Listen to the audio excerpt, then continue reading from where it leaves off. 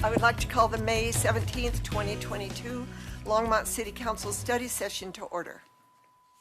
As a reminder, this meeting can be watched at www.longmontcolorado.gov. That's our live stream.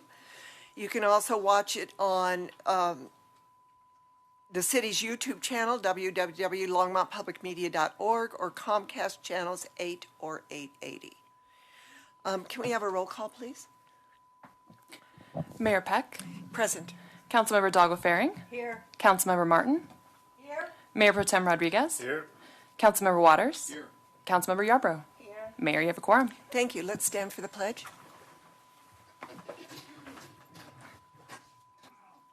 I pledge allegiance to the flag of the United States of America and to the republic for which it stands, one nation, under God, indivisible, with liberty and justice for all.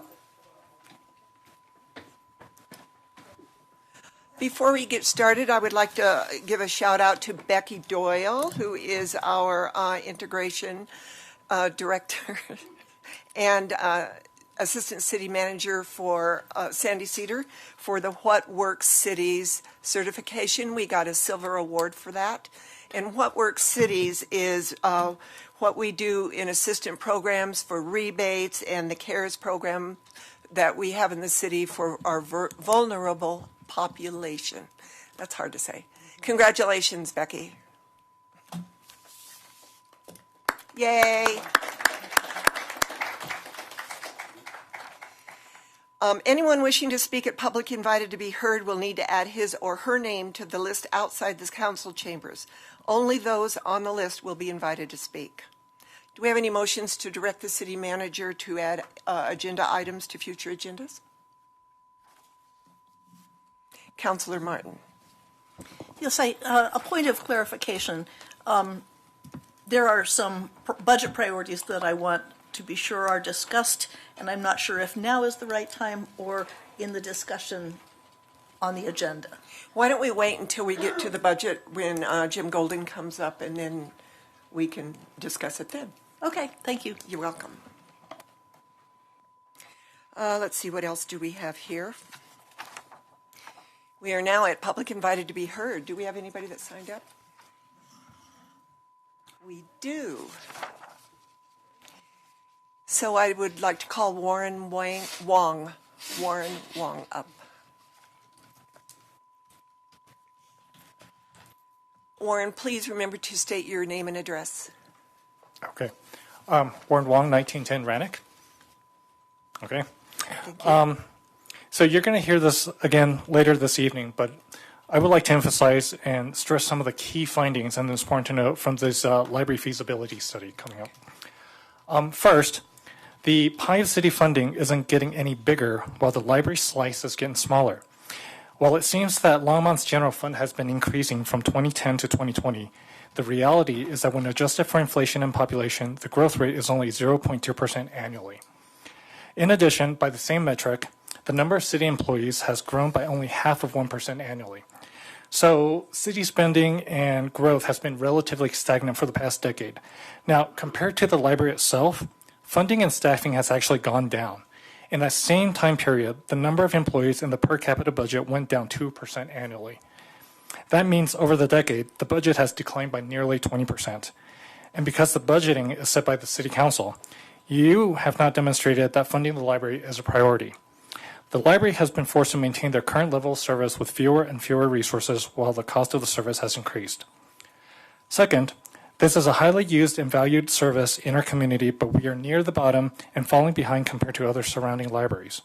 We have the largest library system in the state with only one physical location.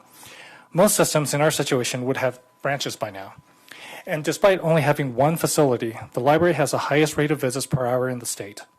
In Colorado, there are 112 library systems. Our library's per capita spending is at the bottom at 90th, and yet Longmont is the 13th largest city in Colorado. We also have the 16th largest library collection, but once again, if we take into the account of population, the ranking drops down to 93rd. Third, Longmont's population is growing and is stressing the needs of the library. Current population is around 100,000, and city forecast full build-out at 130,000. Well, this current library was built around 3 decades ago and is sized to accommodate a population of 68,000 based on 1993 usages, meaning no internet, tech, or computer factored into the planning and programming of the current building. The facilities conditions analysis found that most of the library's current amenities are considered inadequate or poor, with no amenities identified as good and few considered adequate. Future architectural and structural repairs have been identified but have not been funded. So this status quo is unsustainable. The library has been an important part of Longmont civic life for over 100 years, but if it is to survive into the future, City Council needs to provide better support for the library. Thank you for your time. Thank you, Warren. Maria Karagiannis.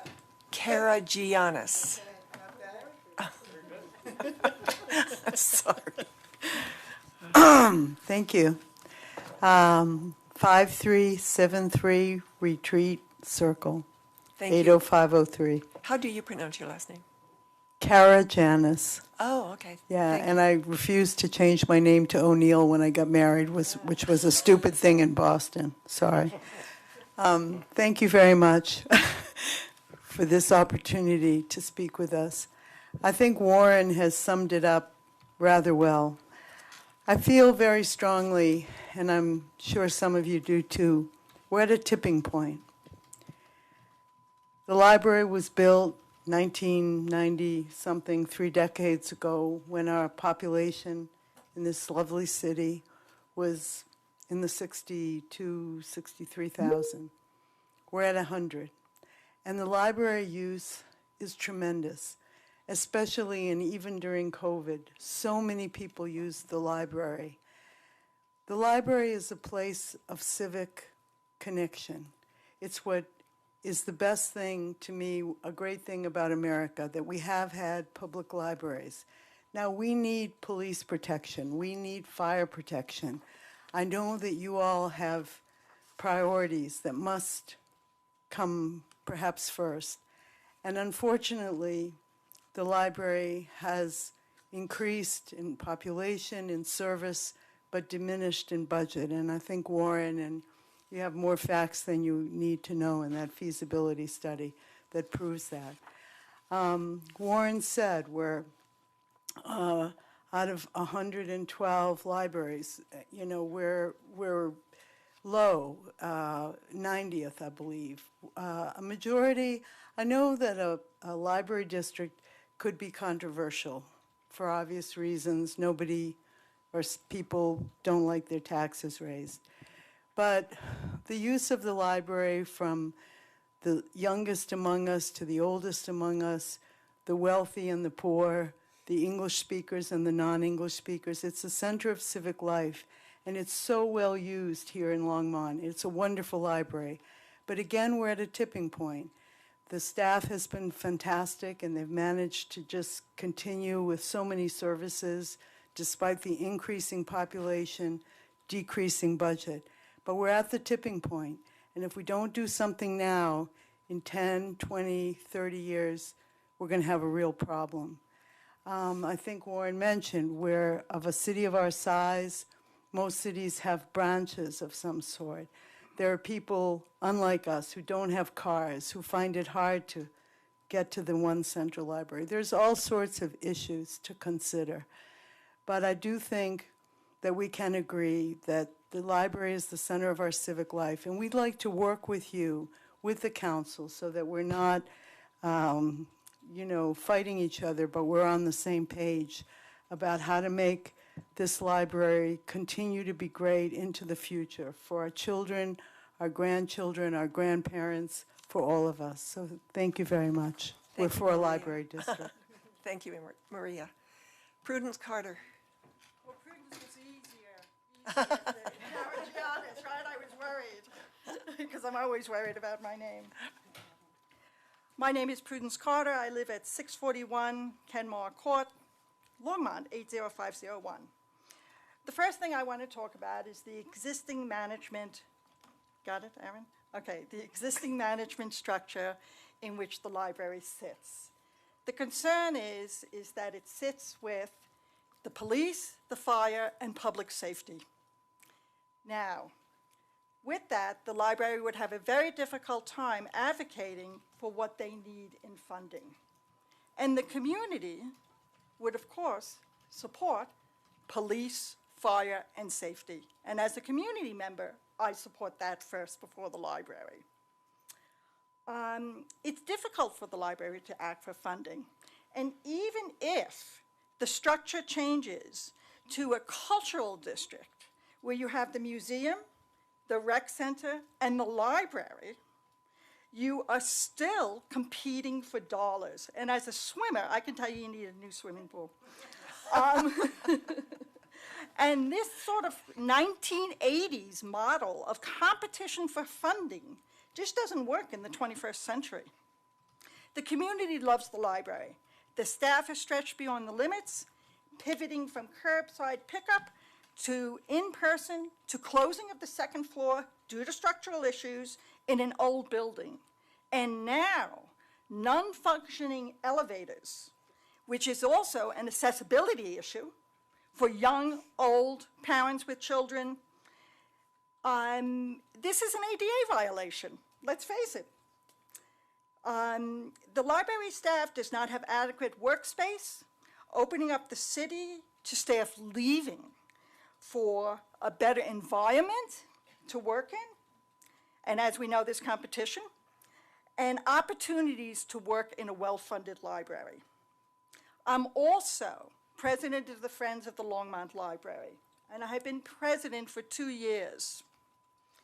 And in that role, I have seen and heard what the library lacks. Lack of funding for any programs, lack of the ability to contract with performers with outdated and offensive contract language, lack of a welcoming space for creativity, performers, and staff. As the feasibility study shows, Longmont spends less per capita and ranks us as 90 out of 112 libraries in funding. This is not where the community would like to be, and I am sure that the city council does not want us to be 90 out of 112. Thank you very much. Thank you, Prudence. Janet Beardsley.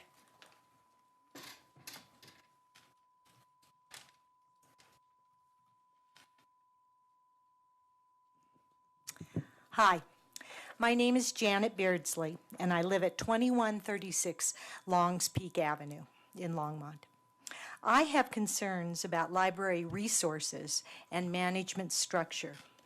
Libraries are a proven source of pride in a community and a focal point for community activity. Libraries can mean different things to different community members, but overall, citizens respect their library until funding for a library begins a downward spiral, and therefore the community cannot get what it needs from a library. Facilities begin to fray, resources are denied, personnel downsized, open hours cut, websites are not upgraded, bureaucratic rulemaking delays technical upgrades. The library becomes stymied and diminished.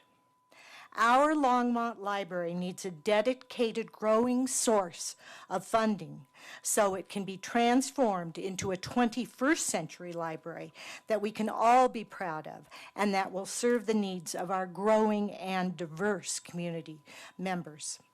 Today, as Maria said before, our library is at a tipping point. Over time, city resources have declined and city budget priorities have shifted. Let's not allow our library's reputation to spiral further downward because of municipal budget cuts and restrictions. Let's embrace a fresh approach that creates a new library funding model for Longmont. Let's establish an independent funding structure for our library. Let's tailor library service systems to meet the needs of library patrons. I want to work with the Longmont City Council to find ways to expand our library. Thank you for your time and your consideration. Thank you, Janet. Julie Hauser.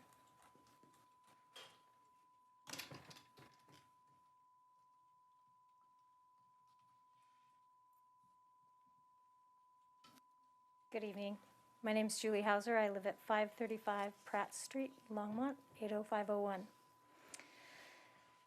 There have been some concerns about the library district being much like a metro district the last few years, and I'd like to address those tonight. Library districts and metro districts are very, very different in significant ways. A library district is a single-purpose district. It's a specific purpose government entity. A metro district is a multi-purpose entity. They're so different, they even have completely different statutes overseeing them. Title 24 for the library district and Title 32 for metro districts. In addition, a library district can only run a library system. It is in no way a tool for developers or development. The governance of a library district is completely different than the metro district. It is run by a board of trustees that is appointed by the establishing entity.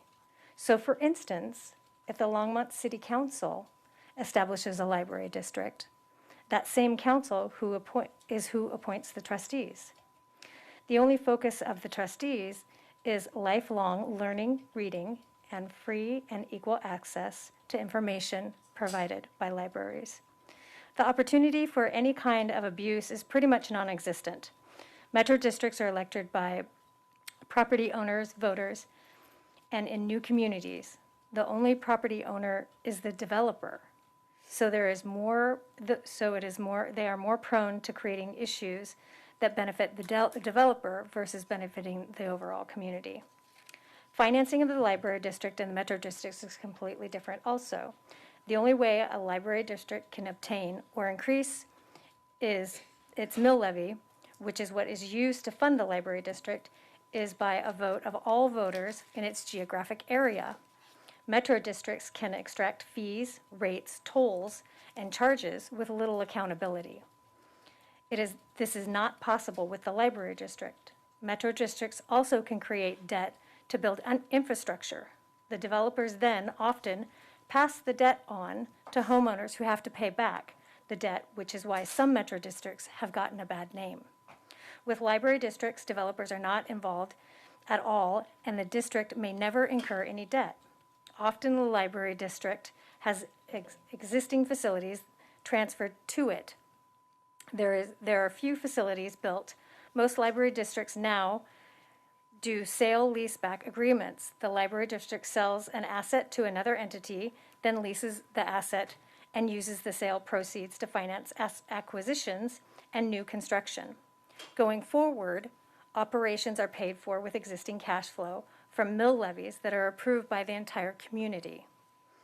Our lawyers have created a short document laying out the difference between a library district and a metro district, and we have copies here for you. Thank you for your time. Thank you, Julie. Mark Springfield.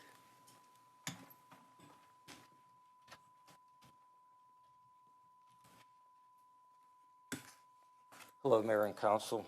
My name is Mark Springfield. I live at 2009 Calico Court. In the interest of speed and time, I'm going to read this. I apologize for that.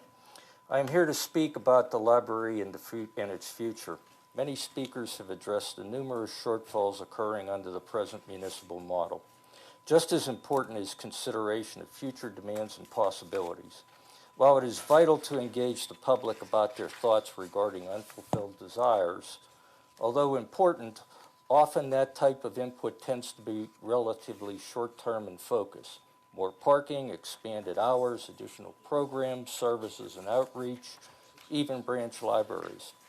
Those do not adequately represent the complexities that a future library will face. Things like robotic systems to store, manage, and retrieve materials, on-site social support services, drone deliveries to reach the homebound, digital privacy in a world of big data and blockchain technology, virtual reality revolutionizing information transfer and the learning experience, augmented reality apps that create virtual maps of library facilities, collection locations, and similar reading options. A new, larger main library that embraces concepts like podcast and recording studios, game development or digital learning labs, a theater, makerspace, green construction with ample natural light and space, distinct zones with different uses, reading porches and roof terraces shaded by solar panels, high-tech conference rooms, driverless service vehicles, state-of-the-art collection management. Possibilities are staggering. Nonetheless, some of these are already popping up in libraries across the world. Given the spectrum of challenges occurring both now and in the decades to come, what is the best organizational model suited to take these on? The present municipal model? We would say no. It's clearly the district model that gives our library its best chance. Therefore, as a representative from a group of concerned citizens in favor of district libraries, we ask Council to quickly move forward with a resolution to create a district library for Longmont, facilitate answers to questions surrounding funding needs and the placement of Tabor-required language on a future ballot, underscore that amongst all the challenges facing city staff, this one carries with it a sense of urgency. Passing the resolution is only the beginning. A multitude of other issues associated with district formation will require attention. We want to thank Nancy Kerr for her wonderful service as a library director. We regret she's moving on, but wish her well. Her replacement should be forward-focused as well as experienced in district management. Our group, the Longmont District Task Force, stands ready to help. Thank you for your attention. Thank you, Mark. Thank you. Cynthia Keller?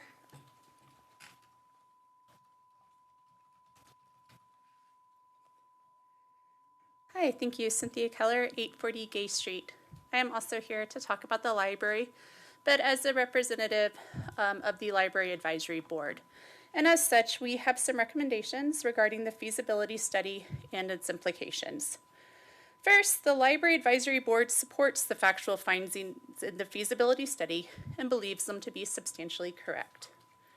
The present funding and operational model for the library has demonstrated that it is inadequate. The board recommends that the city change its approach to funding and operating our library, and that it commits to funding the library at the preferred level of service as outlined in the feasibility study. Future funding schemes must protect the library's prioritized funding status and operational flexibility in any multi-institutional organizational arrangement.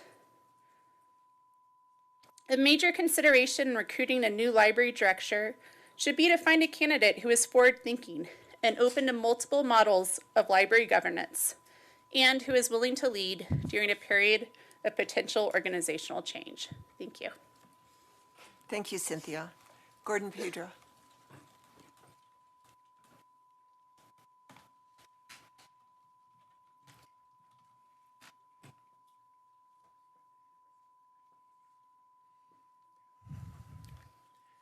Mayor and council members, Gordon Pedro, 2639 Falcon Drive, Longmont.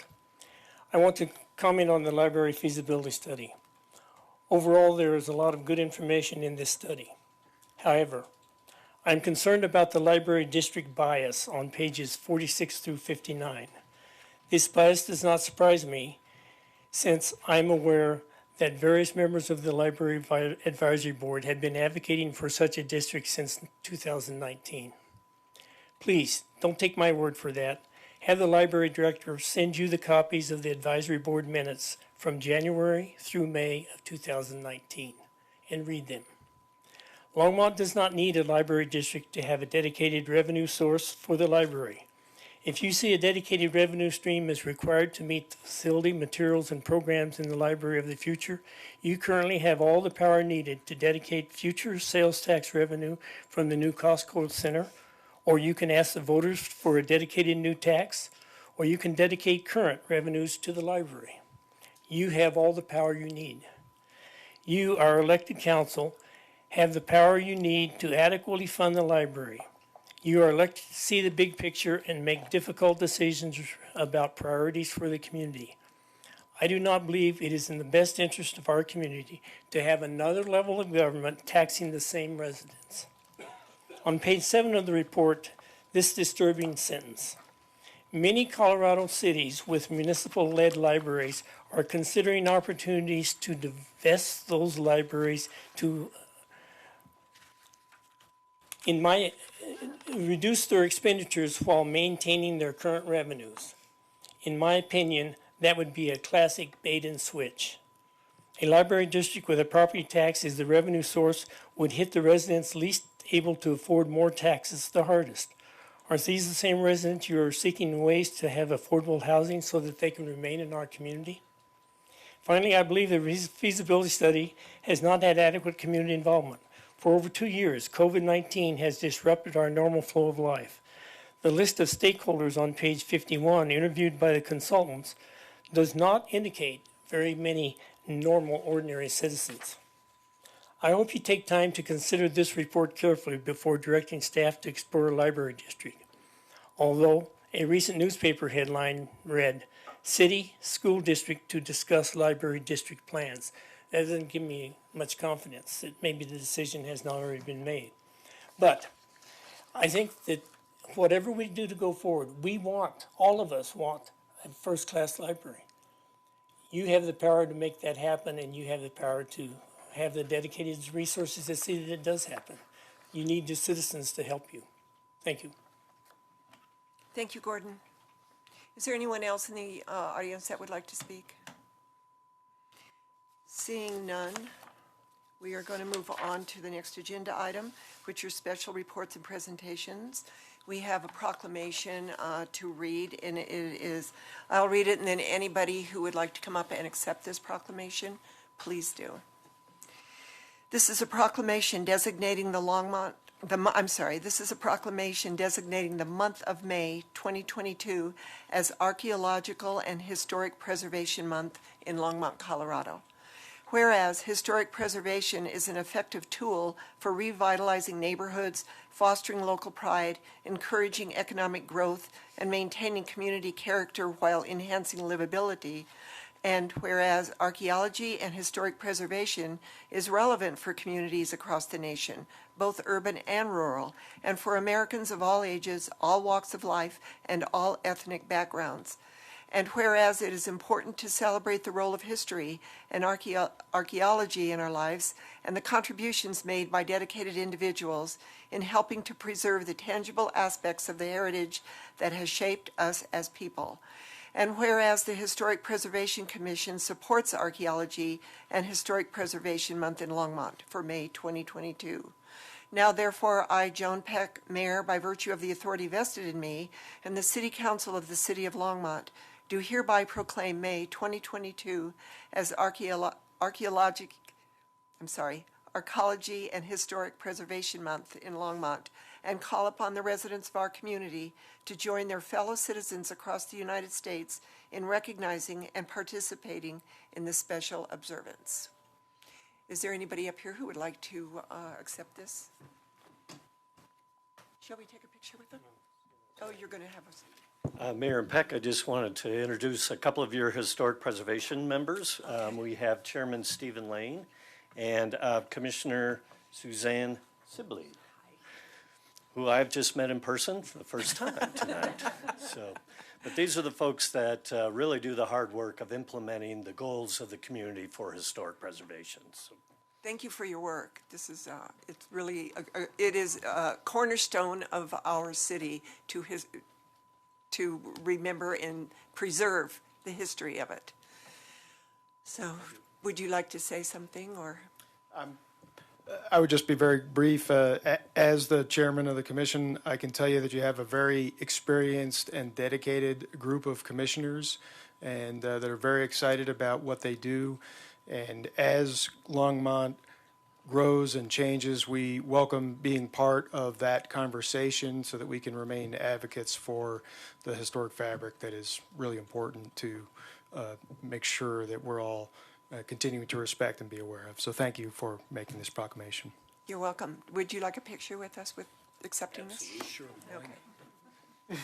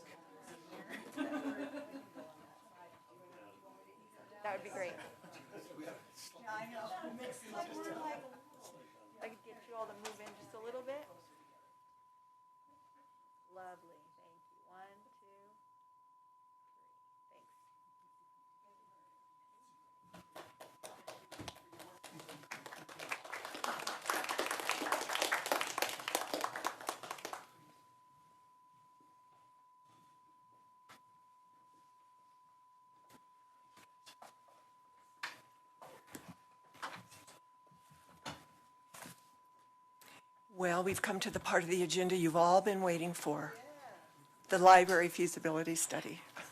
So I'd like to invite Nancy Kerr up.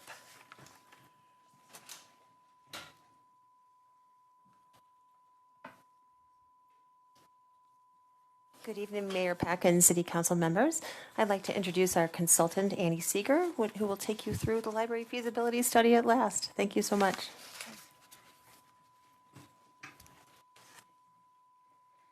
Thank you so much, Nancy, and thank you, Mayor Peck and Council, for the opportunity to present tonight. I'm going to go ahead and just get the presentation loaded. Oh, is it? Okay.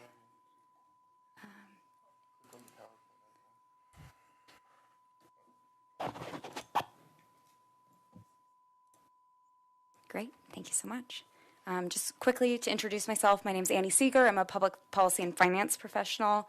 The mission of my organization is transforming organizations and systems for the public good, and I spend a lot of my time helping cities and other local governments figure out how to deliver the services that their residents need and desire at a price that they can afford and are willing to pay. So I think that's actually a pretty good encapsulation about what this study's been about here in Longmont. This is actually from the request for proposals for the feasibility study. It said in the proposal that the ultimate goal of the study is to determine the level of funding required to meet the identified needs of the community now and in the future. Obviously, there's been a lot of other components of the study, including consideration of governance models and funding strategies for doing that we'll get into as well. But I think ultimately, as we've worked through this study, a lot of what we learned is that this is about a community that is interested in a higher level of service for its library. The scope of work of the study was to develop a situation assessment. That's the document that a lot of your constituents have talked about through their public comment tonight. That included background and context, really understanding the position that the city and the library are in, both from a policy perspective, but also the fiscal context for all communities in Colorado. There was landscape analysis to understand, the landscape that the library is operating in from a competitive perspective, and also with neighbor and peer libraries. A needs assessment, which was largely built off a previous study done by Kimberly Bolin and Associates. That study did include community engagement of over 1,500 residents through an online survey. So while my personal public engagement was just informant interviews, there has been a fairly significant outreach made. Not to say that there won't be a need to do more as the city pursues, its final policy decisions, but I just want to make sure that it's known that community engagement was done. We also did a baseline operational assessment to really understand the library's current operations and staffing models, and of course, to collect the data, we needed to inform our financial model. The stakeholder interviews that I mentioned, I think there was like 10 or 14 or so, and then benchmarking. And the benchmarking was really two things. One is to understand how Longmont Public Library falls compared to a set of libraries that could be considered peers from the standpoint of the population served and sort of revenue and other components, but also to see where Longmont Public Library falls in terms of the 113 libraries in Colorado, library systems in Colorado. We also established desired level of service standards to really understand what is it that the library needs to be doing. And at this point, we're identifying, modeling, and evaluating the service costs across different governance and funding options, which we'll talk a lot more about. Ultimately, the final report will develop recommendations, and we will have recommendations available for council. It's not up to me as a consultant to tell the city what they should do, but this is an opportunity to provide you with options to really inform what you do from a policy perspective. Tonight, we'll talk a little bit about the feasibility study and the situation assessment key findings. We'll also review the level of service standards that were developed by the library staff and library board, as well as a steering committee that included other members of government or staff members from the government. And we'll look at those operating models as well as the operating costs and funding and financing tools for fulfilling those needs. I do want to talk a little bit about the situation assessment analysis to date. I mentioned all of the components so far, but I also wanted to at least provide some notes here on who you were benchmarked against. So the peer libraries you'll see on the right hand in the yellow Pueblo City County Library District, Mesa County Public Library District, Westminster Public Library, Boulder Public Library, Loveland Public Library, and Broomfield Eisenhower Public Library. That group of libraries was specifically identified as your closest peers, both in terms of the population served and the features of their systems. You'll see there's a mix of library districts and municipal or city-governed libraries. So we had objectivity, or at least consistent analysis across both types of models. And the other thing that you'll see is that population does straddle where Longmont sits. So we looked at some libraries that were both a little bit smaller than Longmont Public Library in terms of service area, and some libraries that were a little bit larger. There aren't, a ton of peers that are perfectly close to how many your population. There just aren't that many cities or other library districts in Colorado that serve 100,000 people. So we did have to look to some libraries that were slightly larger and closer to that 150,000 range. So I am going to get into the situation assessment key findings. The first thing is that Longmont is the 13th largest city in Colorado. I'm sure you know much of these things. I want to say I know some of these facts are things that you do know. I think it's important to set the context for the public, though, and to understand, anytime we look at things like benchmarking or financial analysis, we have to normalize that for the population served and other features of your specific policy context. One question I get a lot is when we do benchmarking analysis is, why are you just looking at libraries in my state? And the reason for that is that there are things that govern what your library can look like in your state that are very different than other libraries, and also things that govern things like your land base that make the way you serve your population different. I would never want to compare a community in a growth management state to a community in a non-growth management state, because the way your communities end up looking is just so different from that. So there's really specific reasons for laying out kind of the geographic and service context here. But like I said, you have about 100,000 people between the two counties that you fall within, Boulder and Weld. There's 8 public library service providers. Those do not include state, school, and academic library service providers. And your Longmont residents can use their library card to patronize many of those other library systems. So both because of the Flatiron Library Consortium and the nature of how library cards are available in Colorado, your patrons can use other library systems like Boulder, High Plains, and a number of others. Again, as you know, you're a municipal library. You serve the city of Longmont as its service area. Those boundaries do not include specifically or statutorily the Longmont planning area, St. Vrain Valley planning area, or the coordinated planning area. However, whenever I'm planning for municipal services, I think it's important to consider any potential planning area in future thinking or forward-looking analysis. So we have looked at that as potential areas of growth as this plan is, or as feasibility is considered. Library users are also broader than Longmont residents, so a challenge in this work is that if we look at demographic analysis, we can use the city's boundaries as a proxy. Those are your constituents and your taxpayers, but the people who use your library may be much different makeup or much more diverse than that, and also a much broader group, because you have people outside of Longmont that are using your library. We know, for example, that many residents in Niwot use the Longmont Public Library. For the purposes of our demographic analysis, again, Longmont residents are the proxy for library users. So this just shows sort of the makeup of your population by age. So the histogram just sort of shows the groupings by age. We expect full build out of the city of Longmont to be about 130,000 residents. We would never want to plan for future services for your community today. We want to plan for the community that is going to actually use those services. So it's important to think about that 130,000 number and what growth will be achieved between now and the 10-year horizon of the plan. There's between 10,000 and 16,000 children using the library. For the purposes of library services, children are defined as less than 13 years old, and teens are defined as 16 and under. So the reason it's kind of between that is it's hard to say, is that 14-year-old using children's services or teen services? And so it's sort of between these numbers, depending who's using what services. And then we expect an increasing number of older adults as the age wave hits, and that's a national trend. As baby boomers are retiring, we expect an age wave that will increase the need for services for older adults, and Longmont is not immune to that.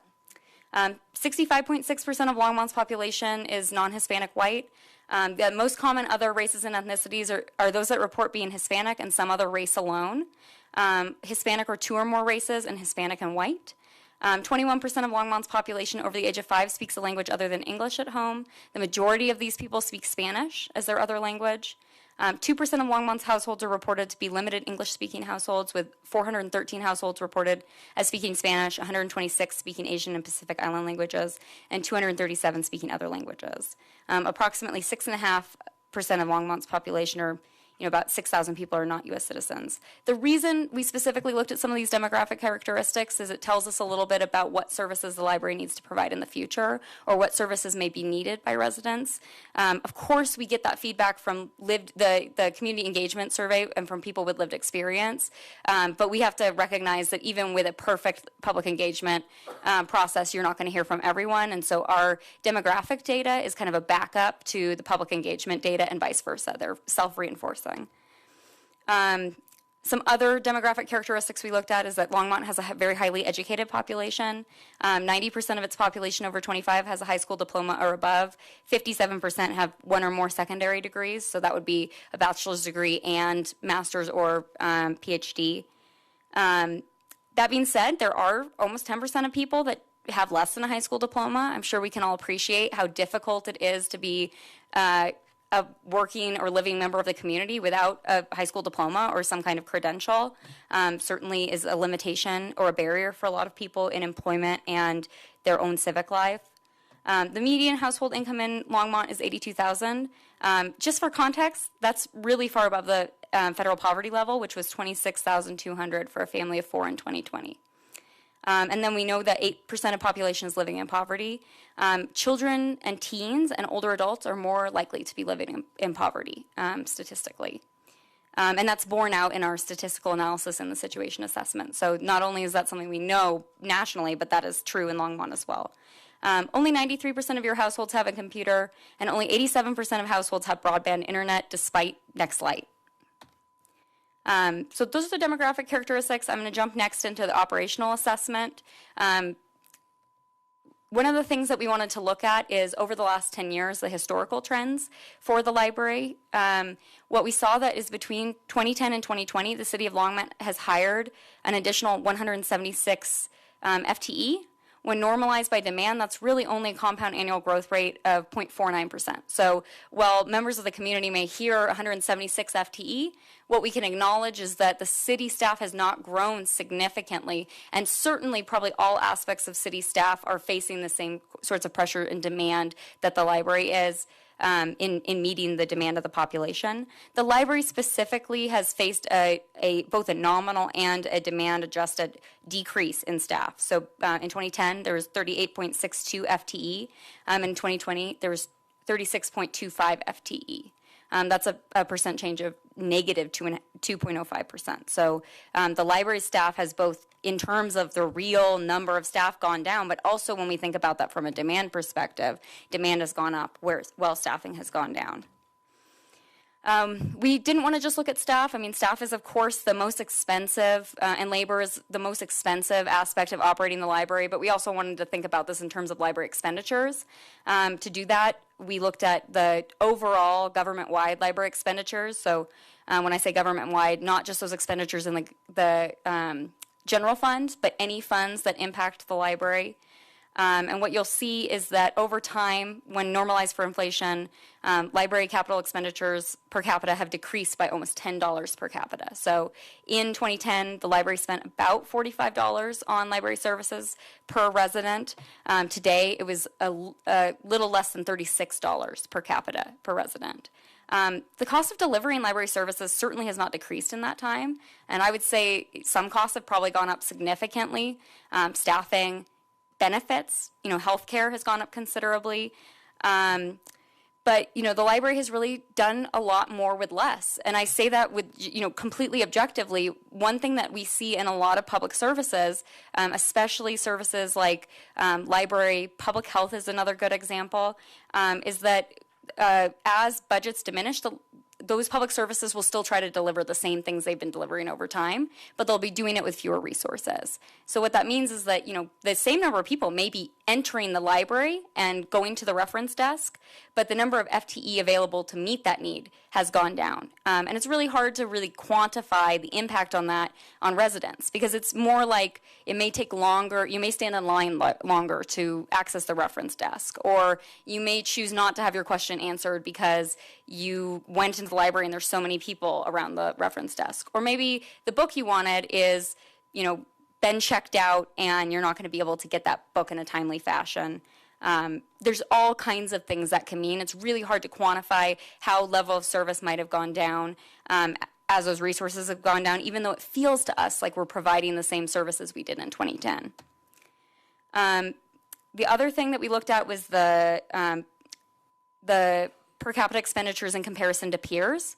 So, it could be that this is pretty comparable to peers, but what we found when looking at those peers is that Longmont Public Library is spending considerably less per capita than its peers. And in 2019, these numbers are from 2019, so the last slide showed you up to 2020. The benchmarking is to 2019 because the data that we use to benchmark is from the Institute of Museum and Library Sciences, and this is the most updated data that is available, is 2019. But what you'll see is that in comparison to peers, Longmont is also spending much less per capita than many of its peers, than all of its peers. There's a strong linear relationship between the library service area population and library expenditures. So you can see that in the trend line. That's the linear relationship between how much we're spending and how many people we're serving. Longmont is below the trend line. You can see in the bottom left corner where Longmont is. It's 90th of 112 libraries, which puts it in the bottom quartile.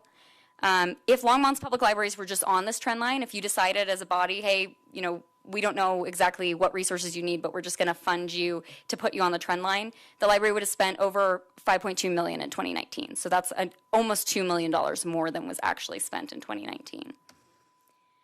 As part of the operational assessment, we want to put this in the context of the services that are being provided. And something I really want to just pause here and say is it's really easy to look at these things and treat them as evaluative. And especially when we're talking about performance, it feels very evaluative. But what the library is able to deliver is based on the resources available. So this analysis is saying this is what we're able to do with the resources available. It isn't making any comment on the efficiency with which the library works or the quality of that work. I think what you'll find in this operational assessment is that the library is able to do a lot with very limited resources. And what that tells me is that the library is operating very efficiently. But this isn't to say that the library is doing a poor job with the resources available. It's just this is what we can buy with how many dollars are available to us. So since 2010, when normalized for inflation, per capita library expenditures have decreased by almost $10. We said that. The cost of delivering these services hasn't decreased. And these are the wrong. Okay, well, the collections holdings and collection spending per capita is on the chart. And what you'll see is that even though what we've spent has gone down, largely the physical holdings have gone up, and on the next slide you'll see that circulation has and collection spending. But you'll see that the collection is actually pretty in line. So Longmont Public Library has the 16th largest library collection among Colorado public libraries and the 12th highest circulation of the collection. And the circulation is the number we really care about. It's really easy to think, hey, we just want to have the biggest collection, but it's really about having a collection people want to access. Certainly there are special collections and other resources that we want available that not everyone is going to have interest in. But Longmont has done a great job of having books that people actually want to access. So you have a material turnover rate of 3.71, which is 17th highest in the state. And again, this is where I'm saying the library is very efficient with the resources it does have. It's doing a great job to deliver much higher level of service and much more services in terms of quantity than what you might expect based on the expenditures it has. That being said, library collection spending is 93rd for items per capita. So again, bottom quartile for what we're spending on it, but we have very high results with the dollars we are spending. Part of the reason that the Longmont Public Library's collection is 93rd in terms of item per capita is because the collection spending is 82nd per capita. So we're spending not very much on collections. So collections spending is low. The actual size of the collection is then low because of that, because we're not, buying new material on an annual basis. So the library today is spending $4.32 per capita, so about a little under $500,000 a year. And again, that puts it in the bottom quartile. You can see again on the chart, it's in the bottom left-hand corner. Lastly, we looked at facilities. The library, as you know, has one brick and mortar library facility. You are the largest library in the state with only one physical location. That library is only 51,000 square feet, and we looked at the old documentation, and that was sized to accommodate a population of 68,000 people. Today you have 100,000 people. So we could make an argument that it's, short square footage for 32,000 of your residents, which is, a third short, essentially. As of 2020, the library offers 0.53 square feet per capita. And we also found that the condition of that library is largely considered inadequate or poor. I do want to say and comment that you have put some money into rehabilitation over the last year of this study. So there's significant work that has been done. And I don't think anyone would necessarily make the argument that that facility is always going to be inadequate, but it is worth noting that it is not an area where we've seen huge investment, at least commensurate with the city's population. The library capital improvements are made from the city's capital projects fund. A large portion of those revenues right now are dedicated to pay annual debt service on sales and use tax revenue bonds. Those dollars were used, the revenue bonds were used in part to perform some of the maintenance on the library, but they were also used to replace 2 fire stations, rehabilitate the Civic Center, the Safety and Justice Center, the Recreation Center, the museum, and to perform maintenance on the city's 3 golf courses, which are enterprise funded and enterprise operated. So lastly, for the operational assessment, we did, again, look at peers. This chart, I'm not going to walk through all the data on this chart, but what this can show you is sort of how do you stack up in terms of facilities, open hours, and visits compared to those peers. And again, you are the largest library on this list with only one physical location. And I just want to note there, it feels like, well, yeah, of course we're right at that break point between, being a library of a significant population size where we would have additional libraries, but you're actually much closer in population size to Boulder than you are to the next library on the list, which is Loveland. So I think we're actually past that sort of break point between where you might be able to adequately serve your population with one library versus needing additional branches to serve that population. Lastly, we did look at open hours and visits. In 2019, Longmont Public Library is open about 64 hours a week. I say about because, your library hours per week change due to things like holidays and how the hours are structured. But if you take the 3,194 hours that were open and divide that, that's what you get across an average 7-day week, excluding holidays. There has historically been a really strong correlation between library visits per open hour and per capita in the city of Longmont. So as we look at hours, if you were to add an hour, we would expect that you would have the same number of library visits that you have in those other 64 hours. So you have not reached a point of diminishing marginal returns where adding hours is not going to increase the library visits. So what we can take away from that is that there's likely unmet demand for library hours. And it may be that some of that unmet demand is during the hours that you already have today, but there's oversubscription of services at that time or too many people at that time. It's hard to point to exactly, is it for those same hours that you have, or is it that people want to access the library when it's closed? The library's high rate of visits per open hour is pretty much more attributable to that low number of hours than to a high number of visits per capita. The library is actually only 82nd for visits per capita. So again, that points to this unmet demand for additional open hours. The takeaways here are that Longmont Public Library is delivering really high quality library services and performing well in term of the quantity of services delivered and based on the resources available, but that there's unmet need for library services in Longmont that the library cannot meet within the existing resources. When we normalize this for inflation and demand based on the library service population, we find that library expenditures have decreased over time, and the library has still been forced to maintain that same level of service with those fewer and fewer resources.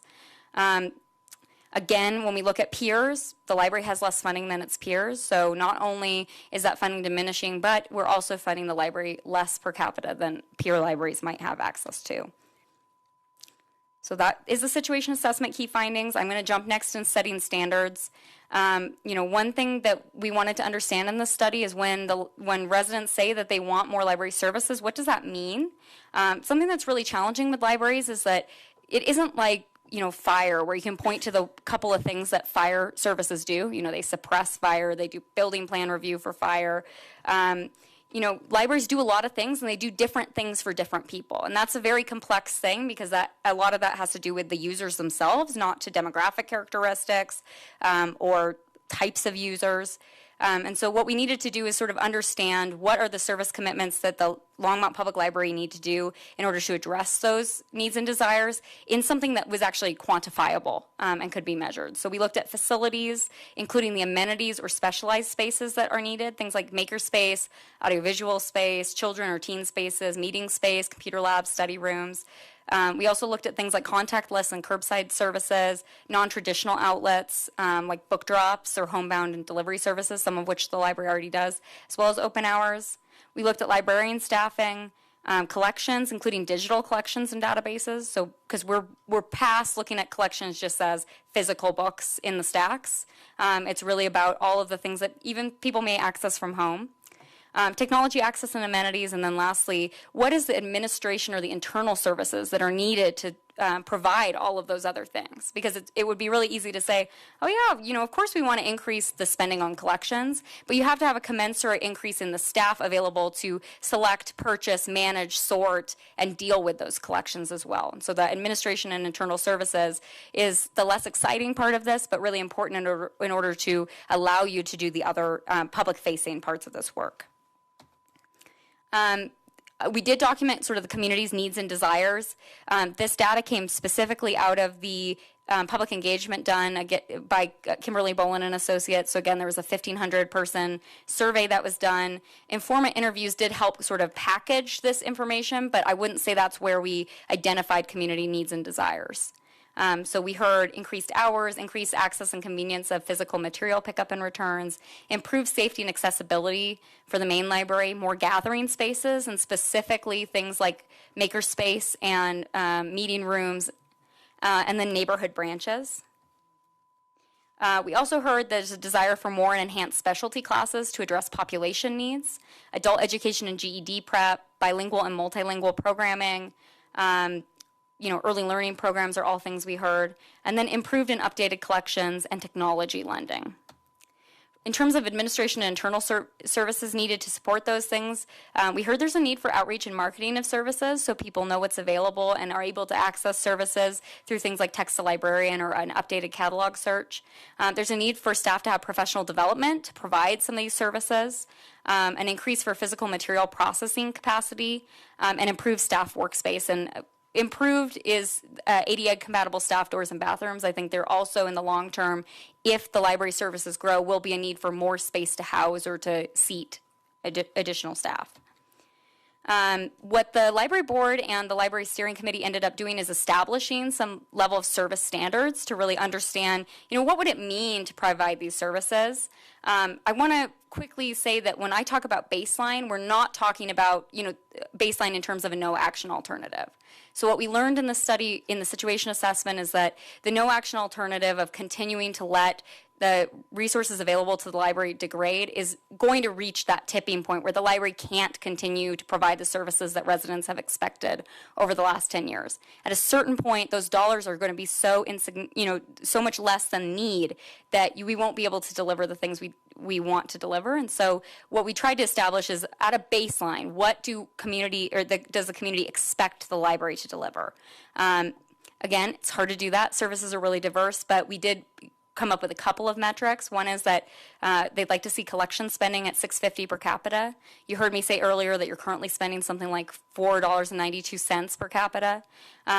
This would maintain just one library outlet, and then it would maintain the same library hours. Where relevant, these values were determined based on benchmarking data and peer performance. So we set a baseline at 50th percentile for all Colorado libraries. The preferred is really set at that 75th percentile for all Colorado libraries. So when you look at this baseline is like if you were middle of the pack in terms of Colorado libraries. And that preferred is at the 75th threshold. So not the top threshold. We're not trying to, be the best library in Colorado in terms of funding. although I think we'd love to be the best library in Colorado in terms of the services provided. But, I think the board has tried to be reasonable about what they expect and understanding that this has to be prioritized among other services. That preferred is $10 per capita, includes 3 library outlets, a central library and 2 branches, and then 64 hours per week at the central library and 40 hours per week at the branches. There is an expectation that these values should be indexed to population growth. So what has happened over the last 10 years does not continue. We don't want to see funding continue to erode. We want to make sure that we're providing funding that will continue to grow and support this into the future and over the 10-year horizon of the plan. So then, the question is, how do you do that? How do we fund this? I think I expect that if the city council and mayor's office and library staff were able to do this on their own, this would already be done. I think the intent is always to provide the best public services available. So the question is really, how do you come up with a sustainable operating model to do that? And I define that as a package or governance model that includes consideration around how those services are delivered and funding and financing tools to support those baseline or preferred level of service. We did, for governance models, look at all potential and statutorily allowable governance models, and you'll see that we crossed off many. So, you certainly could annex to a larger library district or system. In this case, I think the example would be High Plains or Boulder. It does not feel like there's strong interest in the community in annexing to a larger library. You also could become a joint library with the school district. We had a discussion with the school district, and certainly that is a consideration. It's not something that's happening throughout Colorado, and I would say it's pretty unlikely, and so we did not consider that as a governance model.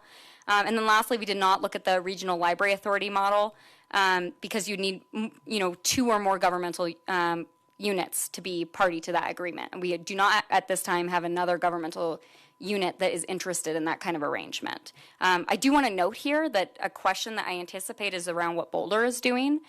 Certainly, there could be discussion with Boulder. What we heard from Boulder Public Library is that they have been on this road for a long time, and at this time, they're not interested in revisiting their plan to include Longmont Public Library. So if there is interest in that, that is something that City Council, of course, has the policy authority to have discussions about. But I do want to say that decision is a two-way street, and I don't expect that Boulder Public Library would be looking to do a joint project with Longmont at this time. And I think it's important to mention, it has been evaluated in the past. So I know that specifically the idea of Boulder Public Library and Longmont Public Library doing work together has been looked at least 2 times in the past about 20 years.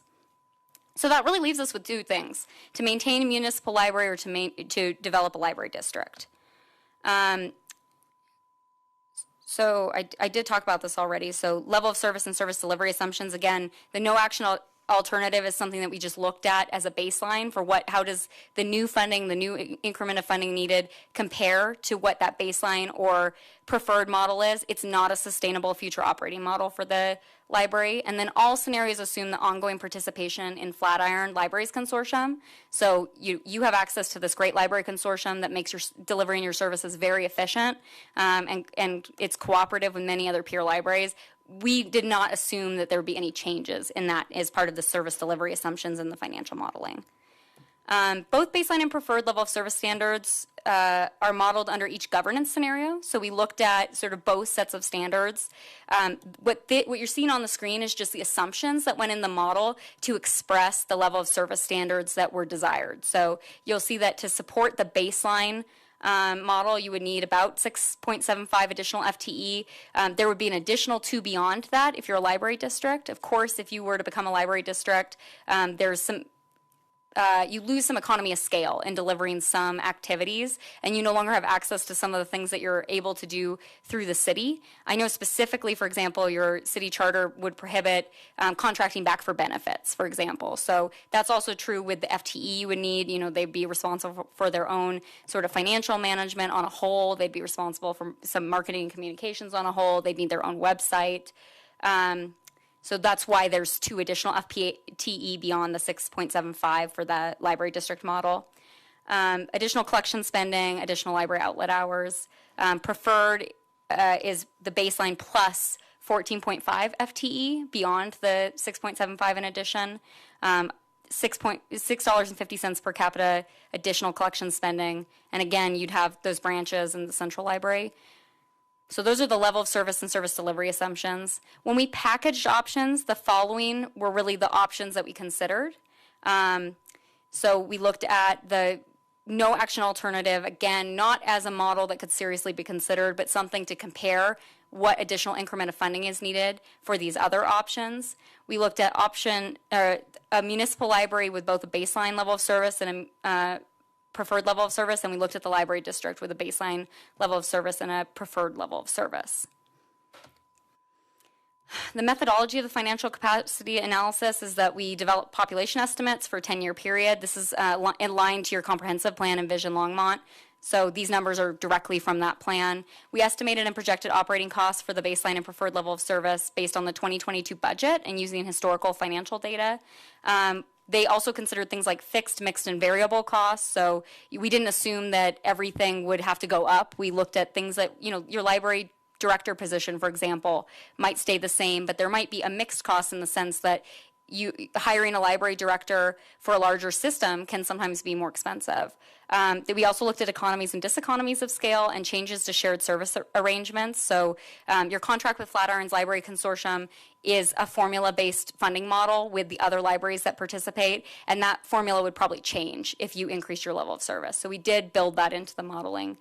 We also indexed the analysis to inflation, and for those of you who care, we use CPI for Denver, Aurora, Lakewood for the metropolitan, or for the inflation factor. So what we then looked at is what is the actual financial need for each of these models, and you can see two different analyses of that. The first is the total cost. So the chart is the total cost, what the total cost over 10 years in 2022 dollars. That's why it looks so flat, is you're not seeing the increase in dollars needed due to the decrease in purchasing power. So the options are, that's the total cost of the options. We also looked at, and what the table will show you is what is the additional increment of resources needed to address each of those options. And that's why you don't see the no action alternative in the bottom chart or table, is because you don't need additional resources to maintain that no action alternative. You need additional resources beyond the no action alternative to implement any of these level of service standards in any of the governance options. So these operating expenditures, if you were to fund any of these, would make Longmont Public Library approximately 37th out of 111 in terms of per capita spending on library services. So funding and financing strategies, the city really has a couple key options for increasing the revenues available to the library. You can increase the share of existing general fund revenues available to the library. You can increase general fund revenues in general, which would make the library share greater, or you can dedicate additional revenues to the library. For the purposes of an example and to show the tax burden that we would expect for residents, we looked at what the mill rate for that would be. So a mill rate of 0.51 mills per $1,000 of assessed value is about $12 on a $350,000 home. Those are the additional resources needed to achieve the baseline level of service. So that assumes that the city would continue to provide the share of library resources that are already available through the general fund. For the preferred option, it's about 1.59 mills, which is about $37.79 on a $350,000 home. We also looked at this for a library district. So library districts are eligible to levy property taxes to fund their activities. Library districts would not be entitled to the current tax dollars funding library activities, although I think logically your residents may expect that their city taxes would go down if the library district was fully funding its activities. So it is possible, and it's a policy choice, whether these resources would supplant what the city is already funding. I think I would expect that residents would want to see that they're not paying a new tax for the entire amount of funding any of these options. They would say, yes, we'll fund it through the library district, but my city taxes should go down because you no longer have the obligation of providing library services. Just for the sake of our analysis, we did look at the mill rate for the library district options. So you would need a mill rate of 2.97 mills per $1,000 of assessed value, which is about $70.62 on a $350,000 home. And for the preferred, it would be 4 mills, which is about a little less than $100 on a $350,000 home. Library districts can also form capital facilities districts to fund capital facilities. Again, our financial analysis is limited to operations. I didn't try to make any assumptions about what branches could look like or what your capital needs would be, but that would be an important consideration as you move forward with any of these options. I think there's a lot of key questions for evaluating options. I'm sure the council has their own key questions to ask, so I'm not going to belabor what I think the questions that are available to you are, but certainly I expect to answer your questions tonight. And then just so for your background, we expect that there are some significant next steps here. So we need to evaluate the results for each of these package options, establish a preferred option on the part of the library board and library staff, as well as a phasing and implementation strategy and bring that forward. I think tonight, that we're not making a recommendation tonight is all I would say. But certainly you heard from your community earlier that there is a lot of interest in the library district. To me, this study is more about the level of service of the library. I see an opportunity for the city to continue to deliver these services, but if the city chooses not to enhance that level of service, I think your community will act on a library district. So that concludes my presentation.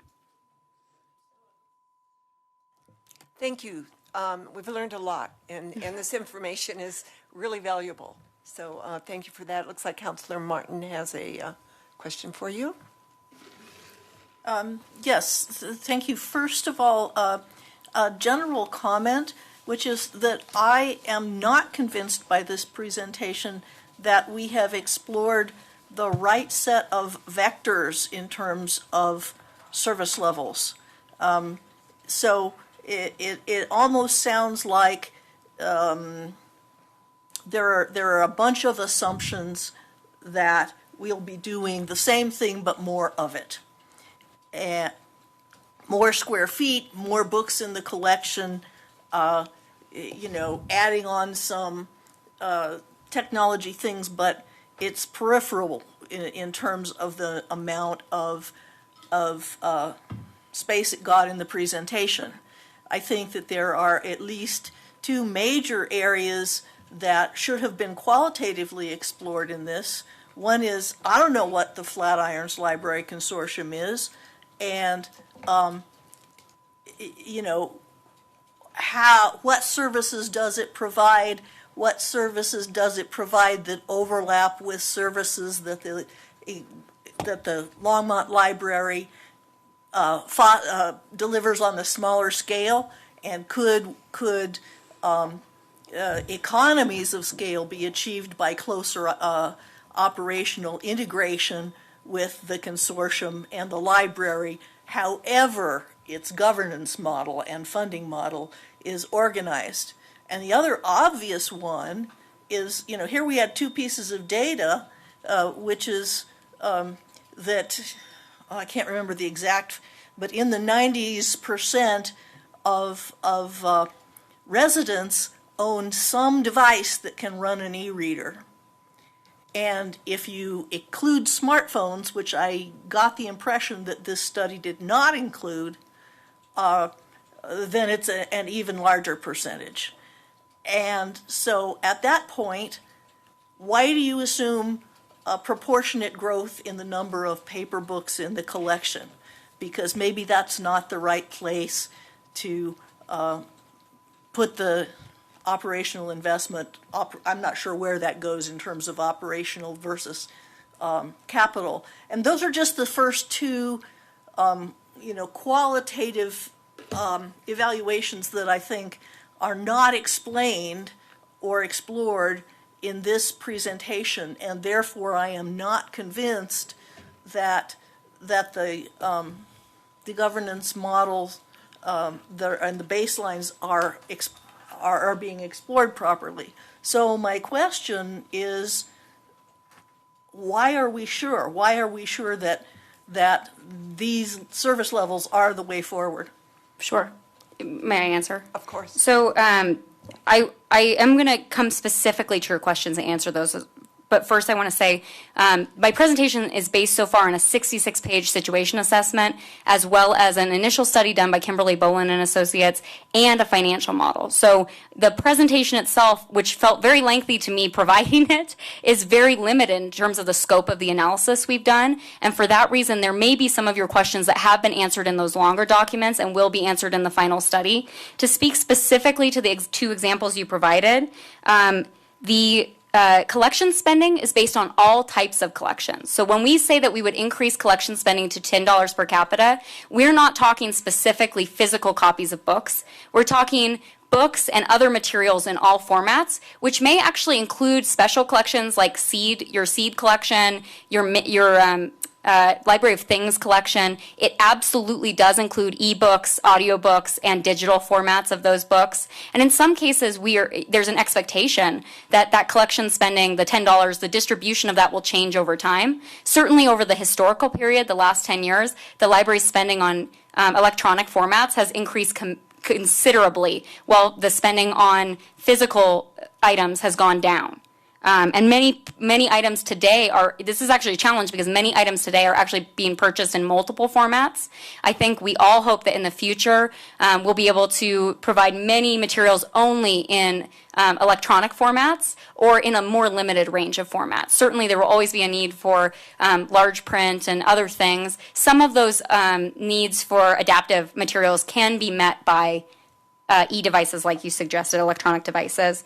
The other thing on the Flatirons Consortium is we did look in depth at what Flatirons Consortium provides, and just for Council's knowledge, the Flatirons Library Consortium is like an internal service that the library is able to pay into that provides its ILS system, which is its integrated library system that manages its catalog and all of the way that those collections are managed. It also does all the interlocal lending among libraries, and Longmont Public Library actually accesses those interlocal library lending opportunities from other libraries a lot, so your residents benefit significantly. I do think that there are some limited opportunities to increase that partnership to, as you said, increase the economies of scale. One thing that is a no-brainer to me for Flatirons Library Consortium is that some of your digital resources like research journals and databases should be purchased by Flatirons Library Consortium for the benefit of all participating library systems. The challenge to that is that Flatirons Library Consortium is governed by all of the library directors, and not every library director feels that same way.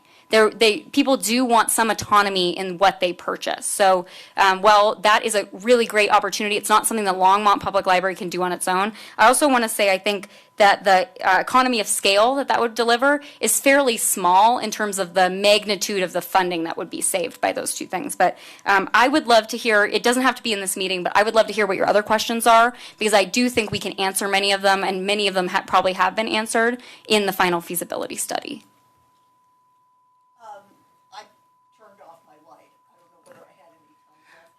You do.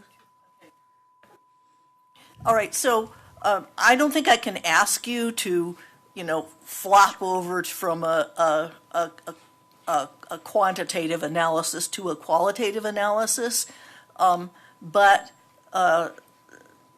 so I guess my follow-up questions are: is the full study going to be available to the council to read, and what requirements analysis was performed to decide what qualitative aspects of library operations needed to be preserved versus needed to evolve? Because I've been thinking about other aspects of city operations that have this same problem in front of it. And I just don't feel like we have enough information to exercise our power of apportioning funding because we don't have enough choices. We don't know what the choices that are before us would actually do. Sure. So I'm going to try to unpack that in some pieces. The first is that, of course, the final study will be available to council in a draft format to review and to make sure all your questions are answered. The situation assessment is what I specifically came to present. What we heard from city staff is that there was a need for the council to have the full context of this work before we could make a decision about what path to move forward. And I think that was wise because I'm hearing questions that I want to make sure that we're able to answer qualitatively, some of which have been answered and analyzed, but, which I have not put in the presentation deck, of course. So we want to be able to answer those. Your comment about, it's hard to package, what it would mean to deliver these services is a really difficult one. And the way I generally characterize this is what communities usually are doing with these feasibility studies is they're pursuing something more like a zero-based budget for what it would mean to provide a public service that we generally fund incrementally. So your normal budget process, even though you've done things like priority-based budgeting, your normal budget process is largely an incremental exercise to increase funding year over year to meet the new needs that have been identified, but always sort of being based on an artifact of history, which is previous budgets. What we've really done in this feasibility study to understand the resources needed is a zero-based budget to say if we started from scratch, what do we need to build the library that residents have told us the community needs? The piece of that I can't answer is how we that is hard to answer. Is that it's a qualitative exercise to translate what we've heard from the community as the things they need into the resources that library staff would need to deliver that. But that's true in all budget processes. You are always subject to your library director and your library staff in saying these are the resources we need to do the work that the community is saying we do. So this actually isn't all that different than what you're going to hear in your incremental budget process, other than it's considering the full needs for the library from a zero base, a base of no resources, rather than considering incrementally we need, one new FTE to do this activity this year. So I think if your question is more about how did library staff come up with the ultimate staffing model that would increase FTE by these amounts, then that is something that we would really need to get into detail about. This is why Nancy or the library director and other staff think they need this specific position. But I don't think that's any different than in an incremental budget process where you're asking staff, what do you need to do this work? And they come back to you with, well, we would need this FTE to do this and 0.5 FTE to do this other thing. Does that answer your question? No. Okay. Because Can you turn on your mic, please? I didn't expect so many follow-ups, but what I think is if we have not defined in a qualitative sense what changes we're going to do, either from a zero or an incremental, I think it's a given that it's going to be a big increment because we have fallen behind and that we have not made major changes in terms of what our service delivery model is. But without understanding the change in direction, without understanding how much is new and how much really is just incremental, we don't have a way of piling coins on the different stacks. Sure. And that's all I need. Okay. If I can jump in, I think that's part of, kind of the award that Becky got is where we're moving in terms of what works cities and really that data analytics to do it. And I think it is, you kind of touched on this, it is the challenge within all of these issues, because what I took away from this was, is the library where we want it to be? No, it's not where we want it to be. Do we want to be at the 50th or the 75th percentile? We need to figure that out over time. And then we need to understand what composes that to answer your question to say, here's where it's going to be. I think to get at something else that you said it's not inherently different than what we have in the rest of the organization. So when I look at recreation and I look at parks and I look at the museum and I look at all of these other issues, they were dealing with the same issues. And when we saw some of the numbers and staffing, it was simple. We moved golf here. And so it looked this way, but it really wasn't a fundamental change in this. And to the point on where I think it was a really good slide when you looked at the growth in staffing levels, and sorry, I forgot your name. Annie. Annie pointed out that it was 1%. If you take that 1% of growth in overall staffing levels and you figure out two pieces to this. One was Nextlight and one was the public safety tax. That was the bulk of the staff that we grew in the organization. Most of our additional staff members actually came in the last budget. And it's because historically as an organization we haven't really had that capacity to do it. And to provide some context to that conversation, we had the budget reset that we had to work through that was $3.5–4 million. We put $1 million into affordable housing.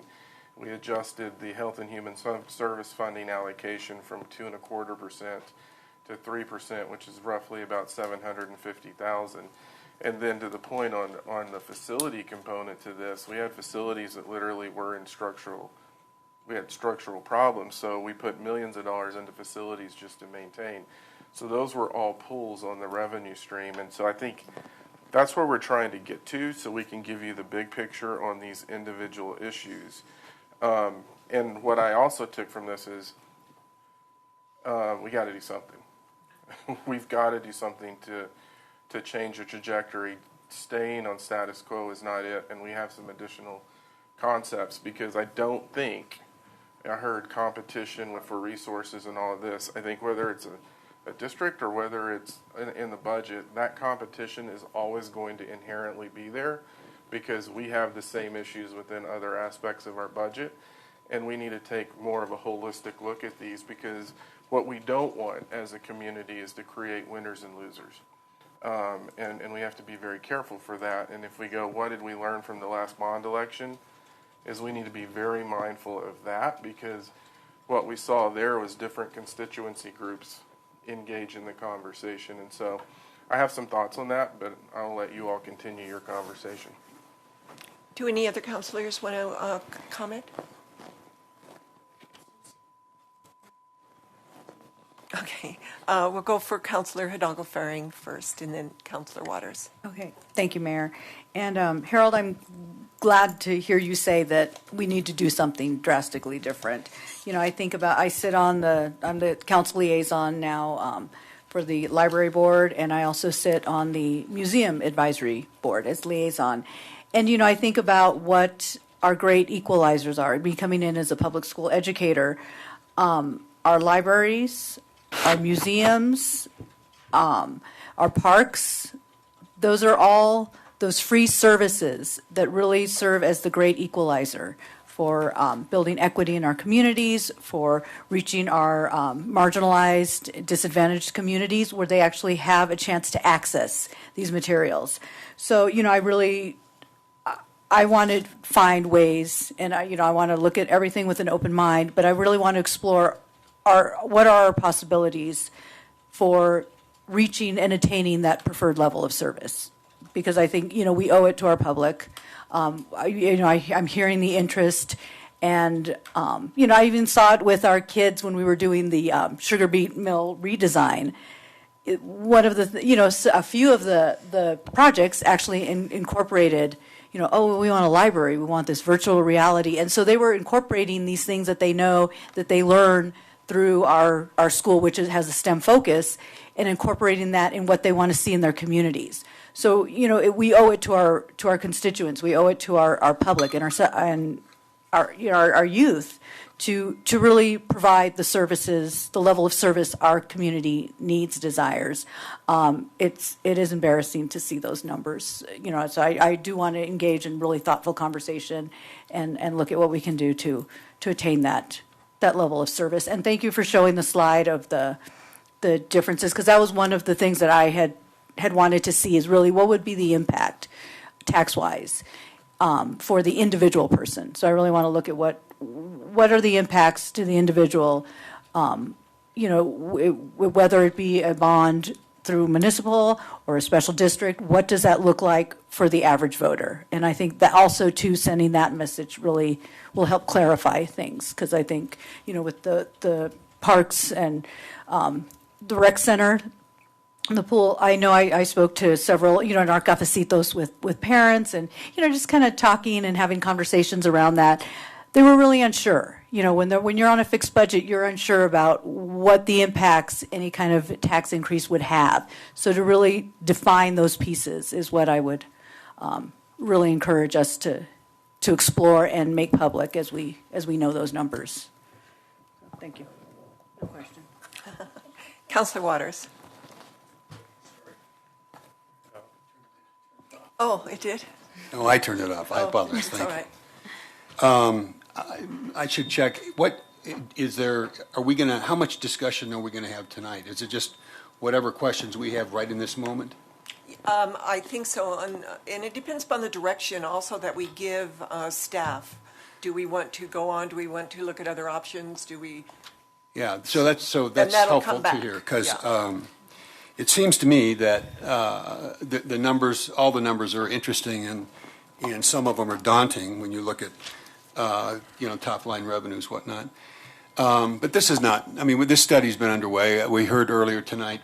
It goes back to 2019 on a Tuesday night in a Tuesday night conversation from right over here in the room. I remember we were told that we didn't have. We hadn't done a study of the library for a long time, and we should do it, and how we've done it with a fair amount of input from the community, regardless of, in spite of what I heard earlier, 1,500 folks. I don't know what the right number is, but first phase of this had substantial public input. We've been thinking about this for at least 3 years, and without making a decision tonight, it does seem to me like we owe it to the Library Advisory Board, we owe it to the staff. As we head into we're going to hear a budget presentation in a few minutes, is the first step towards building a 2023 budget. And it seems to me that we owe it to our staff to know where we stand. Now, what do we aspire for the library? And I can't remember the last time I got up in the morning and thought, God, my aspiration is to get to the 75th percentile in anything, ever, right? And I'm guessing there's not a member of the city staff that gets up in the morning and aspires to be 75th percentile in what you do, either as an attorney, as a manager of any part of the operation. I'm certain that we do not. If our police department and if our fire department ranks 75th percentile in the state, we would be outraged. And we'd be doing something about it tonight. So it seems to me we owe it to let these folks know. And the community know what are our aspirations. We have 4 choices, it seems to me. One, we've heard do nothing. I think that's not an option. We've heard do something incremental within the current budgeting process. If we do that, I'm with all due respect, Harold, the idea of winners and losers, we're going to have winners and losers if we do it that way. I mean, that's how we got here, right? Museum and the library in relationship to help public safety and health and public safety and mandates from the federal government, unfunded mandates from the state and federal governments, all that adds up to where we are. And I'm proud of what we do with our priority-based budgeting process. But I get incremental versus zero-based, and I'm interested to see what that would look like if we took that on.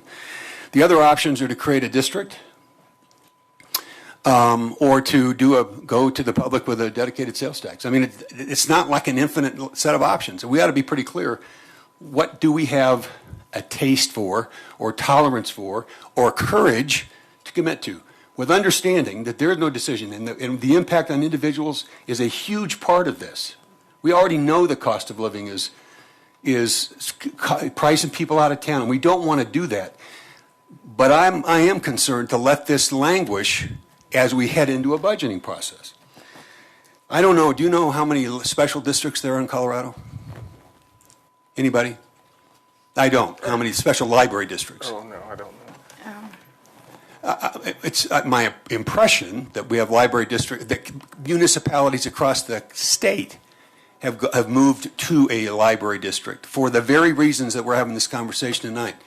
Is how Boulder got to where they are, why Larimer County or Fort Collins and Larimer County got to where they are, and why I think doesn't Lyons have a library district? Doesn't Berthoud have a library district? Doesn't Erie have a library district? I mean, for all the reasons that we're talking about tonight. And I think in the interest of transparency and accountability, that we ought to be clear with our public. So, not certain where you want to, the mayor, where you want to go with this. I hope we do continue this discussion tonight, so nobody walks out here tonight without clarity on where we stand as a council.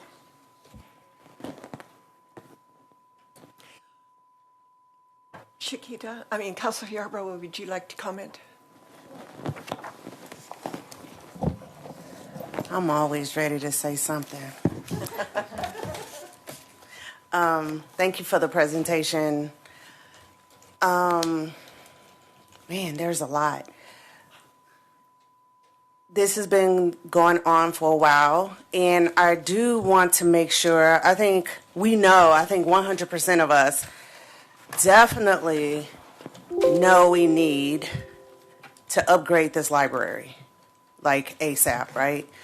But this library is the people's library. And so I think it's very important to remember the decisions that we're making, who we're making it for, and how we affect them. I think, everything the library district looks good, but I just think we as council really need to make sure that the community understand what does that look like if we moved towards the library district compared to raising, putting fees on them, and what would that look like? There's a lot of change going on in the city of Longmont, and it will be easy for people to, miss something. We have new AMIs going in. We have Costco coming in. We have a lot of things going on in the city of Longmont, and God knows we need a better library because we are, everything that you've shown, we should have, I feel, a couple of libraries here myself. So I'm definitely not opposed to library district. I want to make sure that the community that we're serving understands the options and the cost of those options. So that is my concern, and I just want to make sure that we have a clear understanding that with the library district also, that we relinquish our power too. And it's not about power, of course, but we want to make sure that we're making the correct decision that the library will be able to maintain as well. So, we want the people to feel like that they own the library when they walk in there. We want them to feel proud of the library that they're paying for, or, so I do want to make sure that our community feel prideful of whatever decision that is made. And that's important to me. So it's the people's library that's why we're here, is making sure that that they are informed correctly. And so I think that's all I have to say. Thank you. Thank you.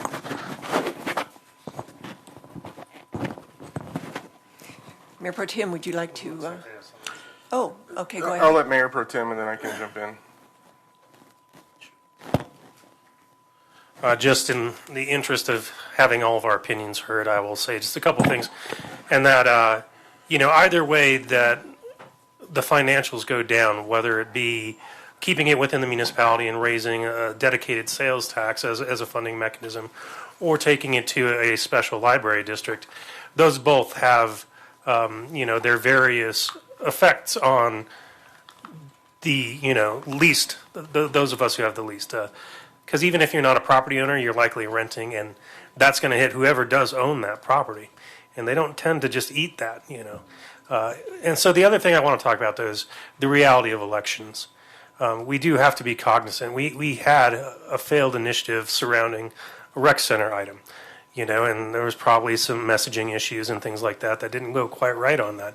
And so we have to be very careful as far as educating the public on whatever option that we do end up choosing.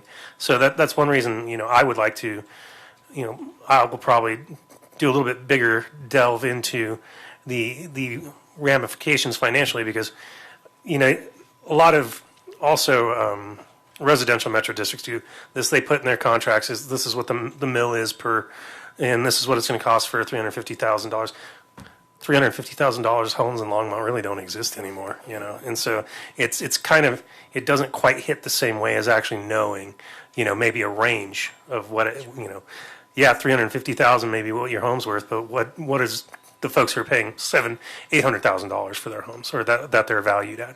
And so these are all like more specific financial issues that I think will help us determine how we take this to the public and take it to the voters. And that's why, I was somewhat intrigued by the concept of a cultural district, because then you can include more people who then become more likely to pass the initiative. And so it gives you some action, versus if it just fails, then you're stuck with, I guess, having to go incremental and having to do some other things budgetarily. And so I do want to be just cognizant of how we move forward when we do take something to the people to vote on. Mayor, if I can. So these are the moments that city managers relish, and I'm being facetious in this one.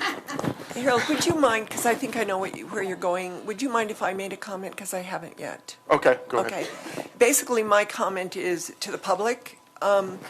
This feasibility study, thank you very much. We didn't get this information any other way than to have a feasibility study, so I thank you.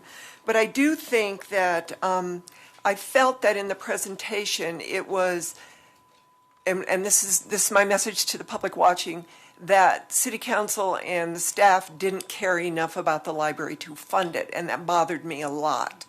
And one of the statements on page, what page am I in?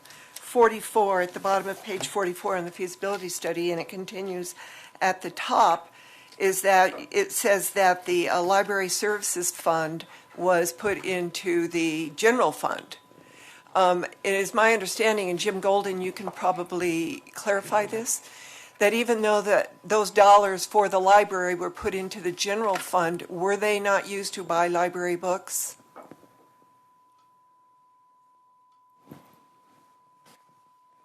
I think we're looking at Teresa. I think you're talking about the library fines. And Yes.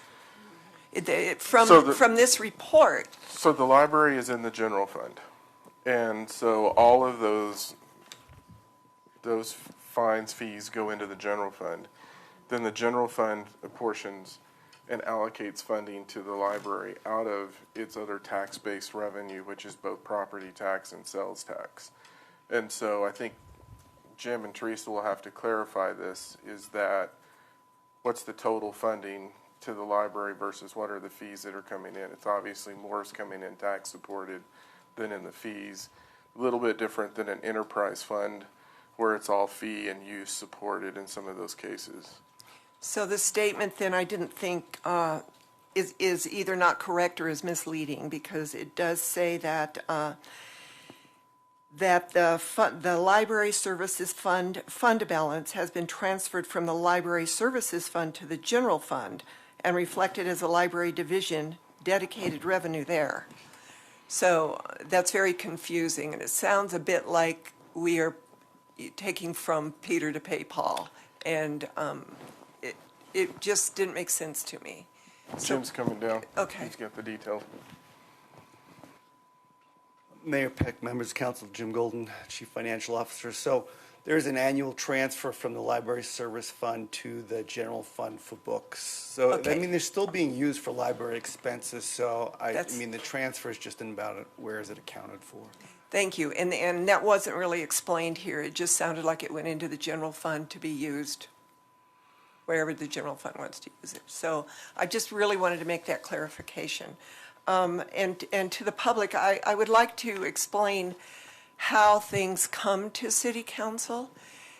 For example, we had a week ago that the Parks and Rec Board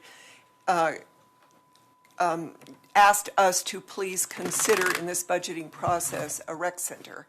And Councilor Waters made a motion that we would put that on a future agenda. In the whole time I've been on council, no one from the library, and I have asked, and so has previous council members, why aren't you coming to us for funding? What do you need? Tell us what you need. And in my whole time, except for the one time that Councilor Waters asked us to fund something for the library, and we agreed to do that. But as a council, if you don't tell us what you want funding for in the budgeting process, we're assuming you're good, that you don't need the money. So I just wanted to make that statement because I don't want this feasibility study to go out and look like this council and city doesn't care about the library. So that's generally the way it works.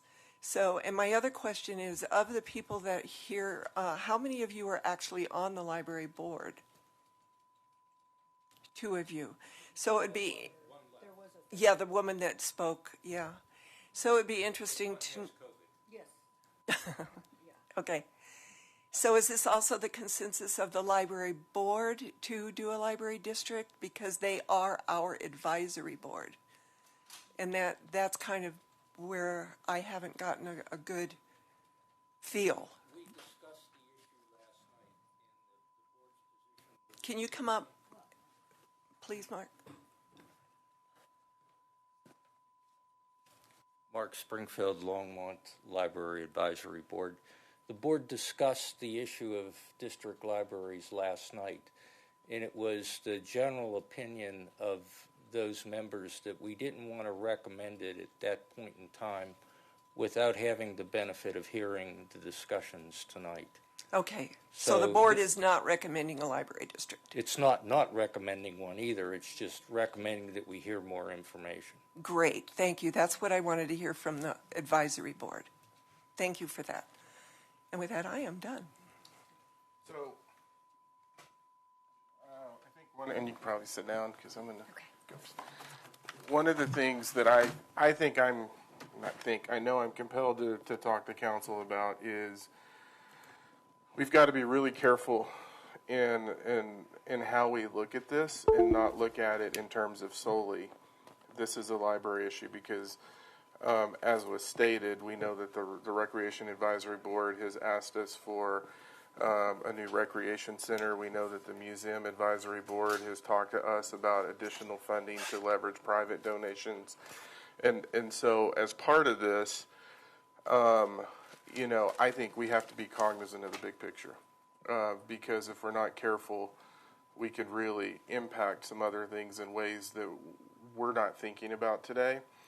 And so I put together some slides to kind of talk to you about this issue. And it really is a quality of life conversation, and I think something that we have to talk about. So if council will indulge me for a few minutes, I would kind of like to work through this.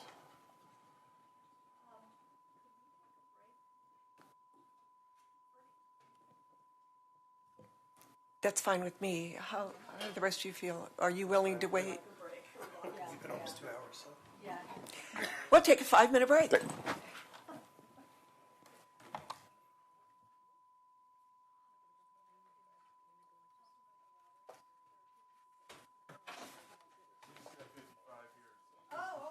Well, no, it's 50. Yeah. I said approximately 50. It's kind of one of the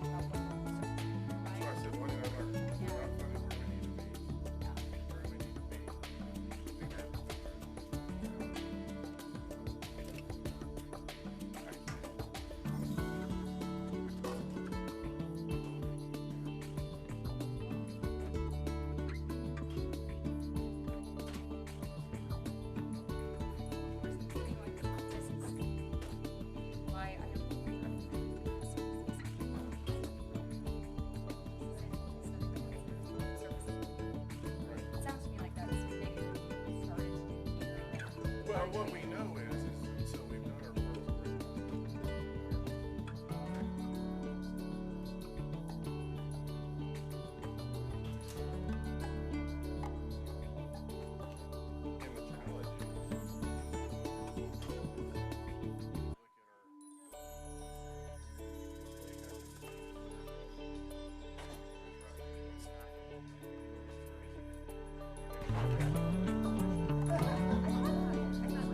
our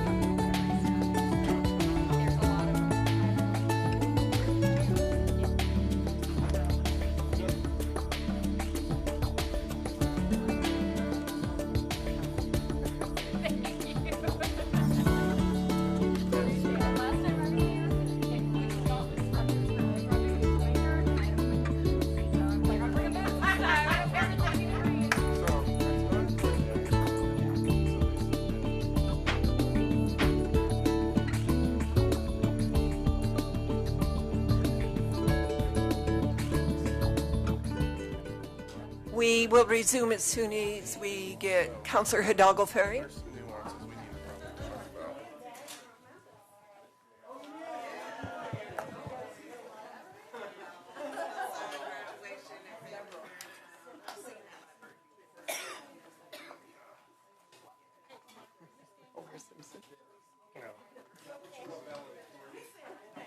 Are you, did what I say sound snarky? I just get frustrated when somebody outside tells us what to do. It's like, I'll just say when you grow up in Texas and you play football, it's hard to be in that spot.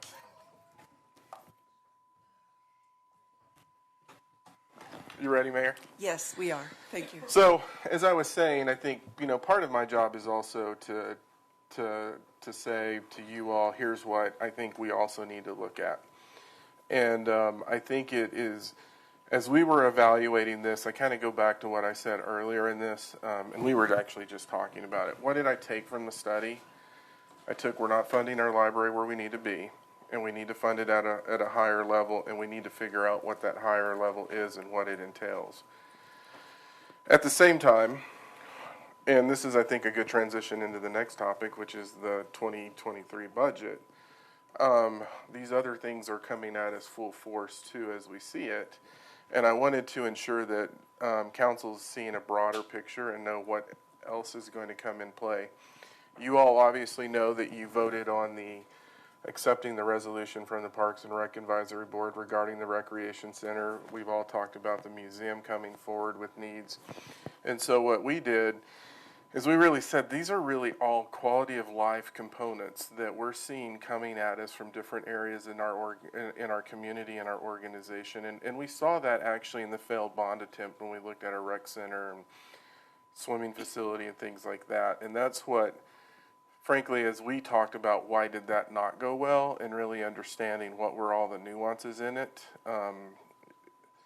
what did we learn from that? And I think what we learned is what we saw was there was a lot of competition that was occurring with different constituency groups in terms of what did they want to see? Is this jeopardizing my ability to get what I want to see? And so that's something that has really resonated with staff as we've been looking forward. So what we did is we kind of said, here's this picture of quality of life funding, and these are all things that we've talked about. So in the library, we're working on the feasibility study. We know we're not funded where we need to be. We're starting to get a sense of needs when they finish the final study that'll be more specific to really talk about what those needs are. At the end of the day, what's the dollars? Recreation, we have a Parks and Recreation Master Plan. It's really laid out the recreation facilities that we projected in our community. We will need to age those numbers based on inflation, and what you'll hear in the next presentation is inflation is just killing us across the board on projects. And then understanding what are the dollars there. The museum has finished a master plan. We know that they have great donors, but there also needs to be a city contribution in terms of what the future of the museum is. Understanding what the dollars are, so then how can we leverage private funding? I think private funding may be something that shows itself in all of these categories. Parks is another story. So we have the Parks Master Plan. We have been collecting funds. We know we need to build parks. Prior to this council being seated, one of the things that we saw is that we were actually building parks and we didn't have the operational dollars necessarily to maintain the parks. And so we started keying in on, if you're going to build it, you need to make sure that you have the money to maintain it. And so that's part of what we're dealing with, because as everyone said, there's a lot of people coming into a relatively limited pot of funding. And so we need to figure that out, because we know the community is asking us to finish parks. And then when we talk about STEAM and some of the other things, performing arts is something that is in the conversation, and we know it's there. Again, public-private partnership and dollars. These are all different constituency groups that are really passionate about what they're doing. So when you look at this, and I tried to boil this down into a really basic concept, is so we think we need to take all of these things and really establish what are the capital needs, what are the operational needs, what's the funding needed holistically for all of these.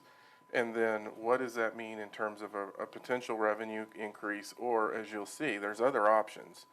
Whether those options are actually feasible or not is a different story.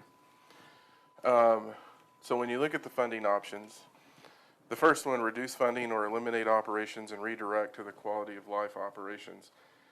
I had to put that on there because that is a legitimate option that we can look at within the budget process.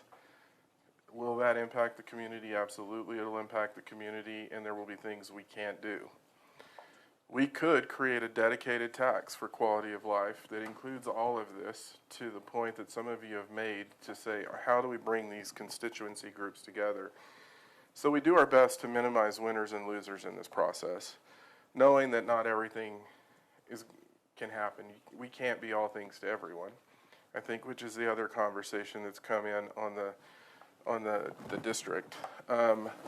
We can propose a general tax increase for quality of life, not focused on individual areas. I think what I've heard very clearly is I think it needs to be focused by these individual areas. It needs to be allocated in some kind of percentage component so that there's not inherently that competition and you can ensure revenue that's coming in. You can always create a district concept. You know, what's interesting about the district concept that we've learned today is that districts can only levy property taxes. And that's a key component in this, because if you think about our budgets on an annual basis, a lot of the growth that occurs actually occurs in sales tax. There is one component, to be completely transparent with you all, is that there is one component in the district where they can levy sales tax, but it has to be between two different governmental entities, and they're capped at a 1% sales tax. I say this because when we look at some of our budgets, and if you look at some of the budget issues that we've had to deal with recently, if you remember in the last budget process, we had to allocate $1 million of ongoing revenue because there was a potential of a ballot initiative moving forward that was going to adjust the ratios on residential and commercial taxes, and we predicted that that was going to reduce the revenue. Jim, what did we think it was going to be? $2 million or over $1 million last year? But it was over $1 million. So we held ongoing funds so that we could manage that in this budget process. And so something unique that's in Colorado and property taxes, that's something that's always in play. And they adjust the residential ratios, and it has reduced in terms of property tax revenue that we receive. And so while we haven't got into that level of detail, those are some of the things that are starting to percolate in our mind to say, if you actually did a dedicated tax, then we could look at it sales tax, property tax, combination of sales and property tax. You don't necessarily have those options. So that's a question I think we're going to ask the council, is to say, as we continue this, where do you want us to look? Because that's a lot of work if we're looking at all of these. When we look at quality of life funding, we also have learned from our public safety sales tax. And what we found is when you balkanize some of these things, you have to be also really careful because of what happens during periods of economic downturns. And so if you remember in a couple of budget cycles ago, it was during COVID budget cycle, we were really concerned about the public safety tax because as it could have shrunk related to revenues, you have a very limited area in terms of where you can manage that budget. And those are real issues that we deal with on an ongoing basis. And so whatever we do, we would say it has to be for expanded levels of service or maintain services in economic downturns, because if we don't have that piece, it creates operational issues because of what you can and you can't cut. And then what we're saying from staff is whatever we do, I think we need to look at a 2023 vote, and the reason why it kind of gets at some of the issues. We need to identify, finish the needs assessment here, pull these other studies, bring those together, identify projects and cost, identify the operational needs associated with that so we have the ongoing operational cost, community involvement is going to be really important in terms of here's the list. What are you willing to look at, and then bring that information collectively to council, because I would not be doing my job if I didn't tell you there were these other issues coming forward, and we have to look at this as a broader picture. So I felt that I needed to say this, and it transitions into the budget conversation that we have coming forward.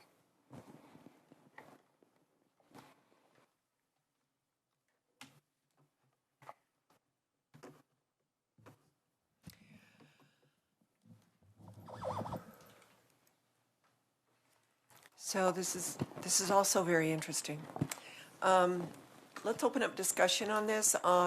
Do we want to direct staff to follow through on the quality of life?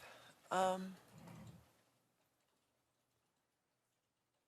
continue with researching that and finding the cost, benefits, et cetera, and weigh them against any other options, and then let bring it to the public. So does anyone want to discuss that? Councilor Hidalgo-Ferry. No, this seems very promising. So I would like to delve deeper into this piece, but I would like to also, have a list of various options.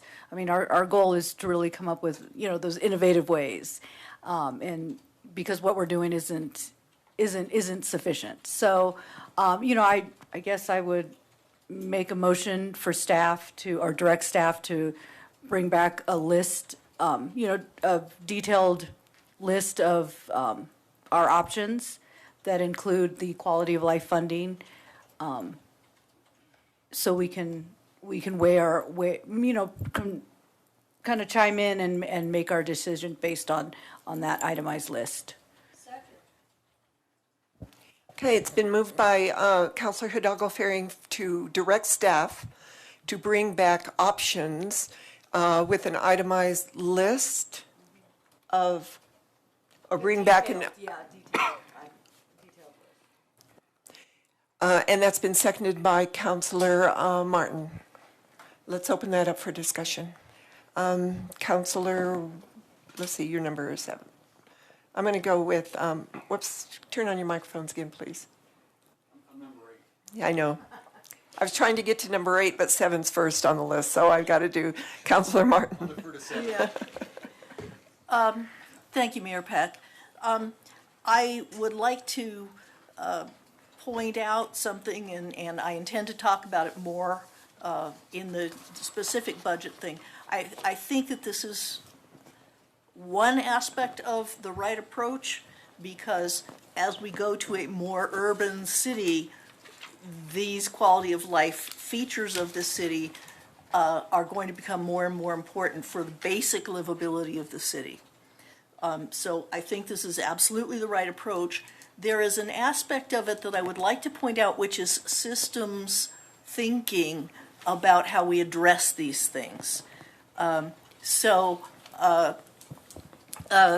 I see Becky grinning back there, and it's exactly what that big award is talking about, because a lot of the things that we need to do for one of these, I think public safety deserves to be on that list, Harold, because public safety has come under some huge stresses, and we're going to have to work smarter, because there are a bunch of things that public safety used to do that don't work right anymore, and we're going to have to take a different approach to those. So if the very first thing I'd like to say is put public safety on that list, because it's part of the package, but we need to be looking at what things can be consolidated. I'm going to be the person who says it's a smart cities thing, and I'll explain that later, but you can use smart cities for libraries, you can use smart cities for public safety, and I'll think of some more examples, but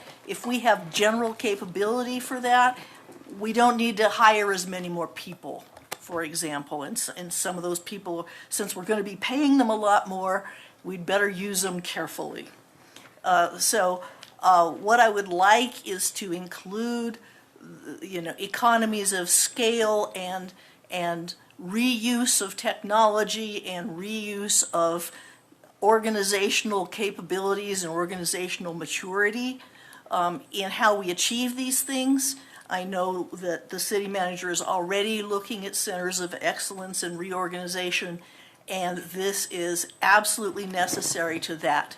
So it's more that, I will look at the list because the list is what it says in the motion, but I just want to get it out there that it's more than a list, it's an approach. Thank you. Okay, Councillor Waters. Thank you, Mayor Peck.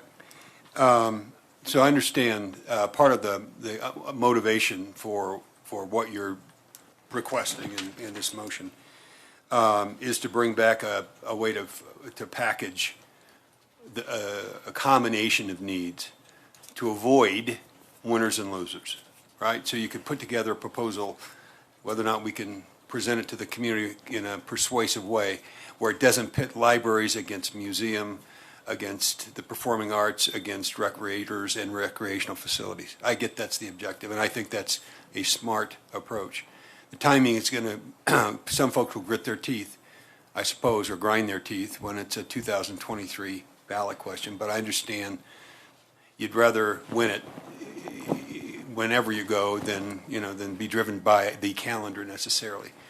I do think that part of what I've heard, or at least and we read in what we saw from Mark Springfield earlier today in an email, or we heard from the representative from the Library Advisory Board, is governance is going to matter here. So when you bring back a list, among the things that I think we ought to be looking at, and whatever else you'll hear, are the kinds of assurances that a Library Advisory Board will want to hear about not getting lost in another bureaucratic, in an institutional structure of some kind. I think the same will be true for our recreators, for the museum and others.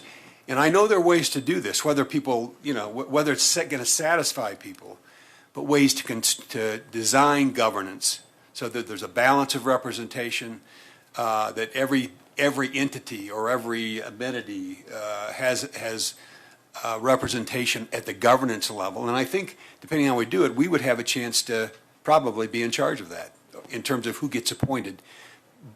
It could be designed in a way that everybody has a balance, in terms of representation. So governance is going to be a big part of it, along with costs. And beyond that, before we're finished, maybe not just on this, but when we get, I'll bring it back when we get into the budget discussion, just about roles and responsibilities for advisory boards. Anyway, that's my 2 cents worth. Thank you. Any other comments?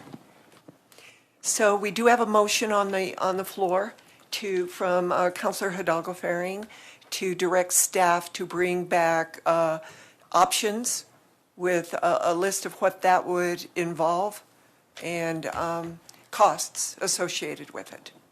So let's vote.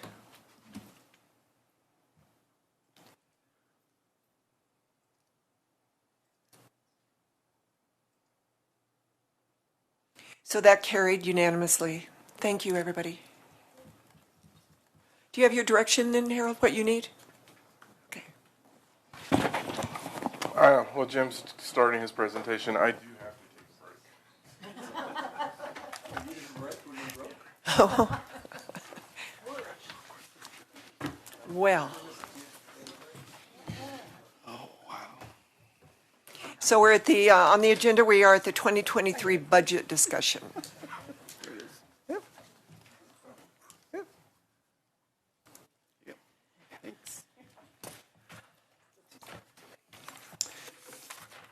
Mayor Peck, members of council, I'm Jim Golden, Chief Financial Officer.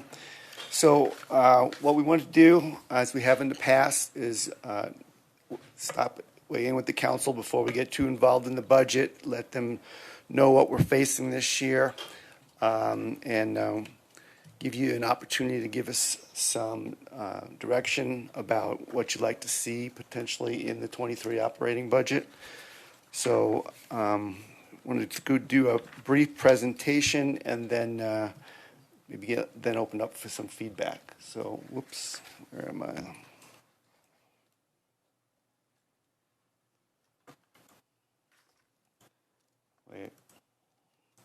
How do I advance? There we go.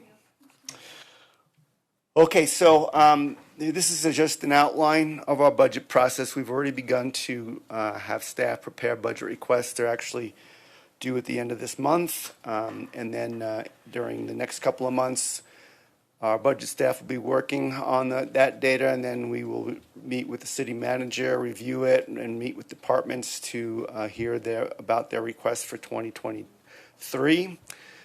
In July, we'll finalize our revenue projections for 2023. And then in August, we put together a proposed budget and CIP to present to the council on the night of August 30th.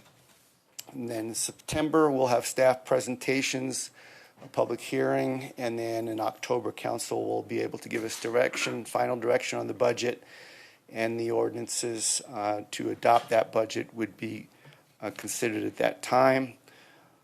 So just a little bit of a information on how we ended 2021. You'll be seeing the city's annual comprehensive financial report next month. A glimpse of some of the results for the general fund.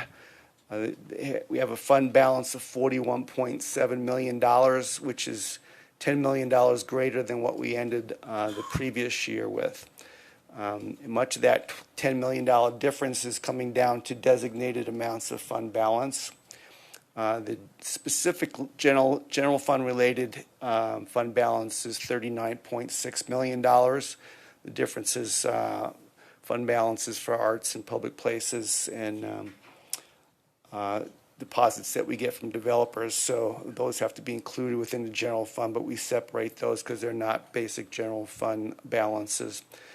So that $39.6 million broken down to is a $5.2 million TABOR reserve, an $11.35 million emergency reserve.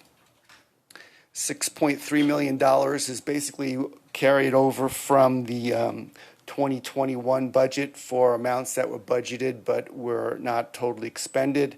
They're encumbered or going to be continued over for the purpose that they were originally budgeted. And then we have $5.77 million that are assigned for specific purposes. And those amounts, a large amount of that, $3.7 million is oil and gas revenue. And then we have some large balances for fee waivers that are to be reimbursed at points where businesses reach the completion of the contracts that we have with them. About $710,000 there. We have $627,000 in tree mitigation dollars, and other dollars for wildlife fire, and also $240,000 for bond farm, which is actually is a part of this year's budget now. And then we have $974,000 of non-spendable and restricted monies. Those are for prepaid expenses and contracts that we have. And that leaves us with $4.68 million of unassigned, which is available for use as one-time money in the 2023 budget. That's a pretty strong balance. Last year was about $2 million less than that. And so this is our starting point without considering where we're going to be with 2022 activity. So the sales tax revenue, as well as our CVRF reimbursements from the previous year's coronavirus expenses, we got the reimbursements during 21. That plus the sales tax revenue exceeding budget, they provided most of that unassigned fund balance greater than what we've seen in the past. Emergency reserves of $11.35 million equate to an 8% emergency reserve and then a 4.13% stabilization reserve. And our goal there is anywhere from 3 to 8%. So we're still trying to shoot towards another 8% stabilization reserve, but we're in a pretty good shape compared to where we've been in the past.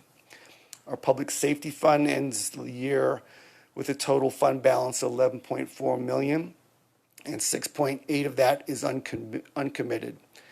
And they have a $1.24 million 8% emergency reserve in that fund. Then our public improvement fund ends the year with an uncommitted fund balance of $1.4 million. And of that amount, we do have $262,000 that we're holding for the Callahan House for a project that's been submitted for a grant. And if it doesn't come through, we're intending to use it for that purpose, but it has not yet been budgeted. So that would be considered probably in this upcoming budget. And then the street fund ended the year with a total fund balance of $21.9 million, and $8.55 million of that is uncommitted and can be used for 23 projects. Our sales and use tax revenue for 21 finished up 12.4% over the previous year, and this exceeded the budget projection, which ended up being a 2.65% decline from 2020. So with the conservative projections that we had for 2021 sales tax, our 22 budget for sales and use tax is actually almost 0.5% below actual 21 collections. So we can actually withstand a decline of 0.5%. But instead, what we've seen so far through 3 months of 2022 is that we are up 14.9% over the first quarter of 21. That's kind of a mixed result right now. We've got some very strong use tax results in the first quarter, and as I've said in the past, that's very volatile and can really change from month to month, but we do have 10.9% growth in sales tax in the first quarter of the year, so that's a good place to be for sure. So looking into right now into 2023's budget, we typically will kind of look at a 3% growth projection, which we did as well for this current year last year. And then we make adjustments from there forward based on where we're at in about mid-July. And so we do have a couple more months that we can get results for to see where we're headed before we finalize our projections. If we were to use a 3% growth in 22 and a 3% growth in 23 on top of that, that would generate about $2.87 million of new sales and use tax for ongoing expenses in the 2023 general fund budget. If we change that to 6% in 21, followed by 3% in 22, that would grow to $4.2 million for ongoing expenses in next year's budget. For property tax, this is not a reassessment year, so the only new property tax revenue we can expect to receive in 23 will be from new construction. We don't have any new information just yet from the county. It's too early to have that to know what we might be expecting to see. So I'm not considering anything at this point in time. We do try to get something before we put together the budget in July, though, so hopefully they'll be able to give us something at that point. We did set aside $2.23 million of property tax revenue in this year's budget in 2022. We set it aside, but we actually used it for one-time expenses. And so what that does give us is the ability to use that for ongoing expenses in 2023, and that was really our intention in using it for one time for 2022, is to make it available for ongoing in 2023. So and if we combine the lowest projection of sales tax that I threw out there of 3% in 22 and 23, and combine that with that property tax $2.2 million, we would have at least $5 million of new ongoing revenue for 2023. If it was actually 6% as for 22 and 3% for 23 on top of that, that would grow to $6.43 million. So we're going to have a decent amount of ongoing revenue to look forward to for 23's budget, but on top of that, we do have some challenges that we've talked about, and we just want to list in general here. We do know that we're, seeing a lot of inflationary costs in all of different areas of our budgets, not just capital construction, but also in our operating budgets. We're expecting to see that in the request that we are going to be getting at the end of this month. And it certainly is something that we are looking at from a pay compensation perspective. We've heard from our providers, CML and Employers Council, who give us data on salary surveys and such. They're putting that information together. They haven't given us final data, but what they're telling us that they're hearing and seeing is that there's about, could expect, well, I don't know how Gina put it, but we have not seen a situation like this in quite some time. Yeah, so Gina, who is our comp benefit manager, was talking to some, both CML, Employers Council, and then private compensation firms, and one of them who does work around the entire United States, I think, said, buckle up. We haven't seen a year like this in compensation since they've been doing this work, and be prepared for what's going to happen. I think on the low end, and Jim's probably blanching with this, I think on the low end it's probably going to be somewhere near 4, but I'm not sure that that's going to hold, because right now we're being pressed real time on positions, and where folks are, I've said this before, it's just continuing to evolve. Folks are actively recruiting our staff. When we go in and we look at the compensation, we're behind. We've looked at positions and we've been as far behind, 9%, and we're having to adjust within our budgets to deal with those issues. And what's happening is we're competing with other governmental entities who are moving quickly. We're competing with private entities who are moving. And I was talking to a person working on a development project, and they were talking about an engineer they were working with, and they offered someone fairly new in the profession $90,000, and the individual walked. It is right now, it's unlike anything I've seen, and since I've been in the profession and been in a city manager's office, not the city manager position, but in an office in 22 years. And we can see it just not being able to fill positions. And so I don't think they were overstating that this will be something like we've never seen before when we have to deal with these issues. And to go on his first bullet point, the inflationary pressures, everything's moving on us. How much did gas move, Sandy or Jim? What was it that Cash said? 40 cents from our lock date 6 months ago. And we buy in bulk, but every chemical we purchase, every material we purchase, we're seeing the same inflationary pressures that people are seeing at their home.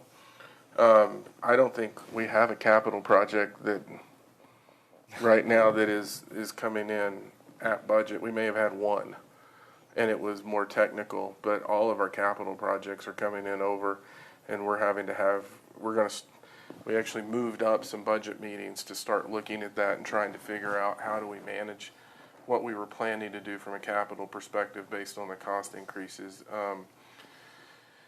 It's not unique to Longmont. It is something that's coming into play just for all of our communities. And as there used to be an unspoken rule, and I've said this before, we wouldn't poach from each other. Yeah, that's not happening now. Everyone's poaching from everyone to try to fill positions. But these two issues, I said it before, and I think I'll say it again, could drive most of our budget this year. So that 4% that we're hearing from the consulting in the employment areas is about what they're saying, that once you get to market, that's where you could see movement on top of that for 23. So we're not talking about just necessarily a 4% increase to get to where we need to be. Because first we got to figure out how far we are behind market today. And that's what that salary survey data that we're awaiting will tell us. So it could be 4 plus whatever it takes to get to market. And we already know, as Harold just was talking about, that we have some positions that are behind market and it's causing us recruitment issues as well as retention issues. And some of those we have to take care of this year, which is going to have to spend some of that money this year just to fill positions. So, 4% is a starting point for us on a compensation for 23, and we think it's going to be higher. We also talked about whether, our pay policy has been to try to pay at 102%, but we're supposed to strive to get there, and we have not ever gotten to 102. We've been at 101. But in this hiring market, we really believe we need to probably get ourselves to 102%. So that's another 1% there as well. So what it would cost us in the general fund right now to just increase the budget for 23 to that 5%, 4% from the growth for next year plus a 1% to 102, and not just to get anyone to market if we're behind market, is that plus the cost for all of the increases in temporary wages that we made a month or two ago that we also need to build into next year's budget as well. All of that's going to be at close to $3 million in the general fund of ongoing cost. So when I tell you I have, $5 million possibly of ongoing dollars, of new ongoing dollars for 23, at least $3 million of that is probably going to be eaten up by these compensation costs. On the upside, I think we're in a pretty strong position on some of the benefits situations. We're capped on our health insurance to no more than a 5% increase, and we think our history currently might keep us below that. And we'll find out about that in the coming months as well. And I think for other areas, we are pretty strong balances in some of our insurance funds, so I don't think we're going to have to raise contributions in most of those levels, and I'm certainly hoping that we don't have to do that in our pension plans as well, because those results will just be looking at how we did in our returns through the end of 2021, which was great. So those are all the factors that we're going to be wrestling with in the next 60 days to try to put together a balanced budget and then get that prepared in August. But with that, we do want to give council an opportunity to let us know what they would like us to try to also put into that budget. And I do want to point out, I think, while I said that there are fund balances in the public improvement fund and the street fund, you did hear Harold saying that most of those projects are being pushed against their budgets, so we will probably have to make sure those budgets are being met for the projects that are already in play before we can begin to take those fund balances and use them for new projects. So. The other thing I wanted to add is, why the focus on compensation.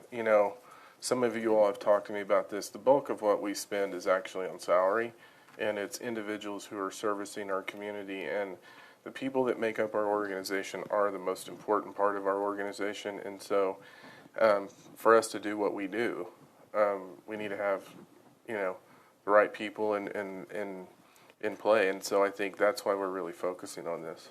I know that's why we're focusing on it.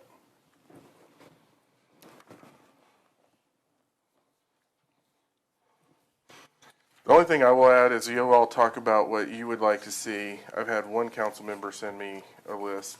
I think as you all are talking about what you want to see, I think it's important for us to get clarity in terms of, as a body, what would you like us to see to have that policy direction.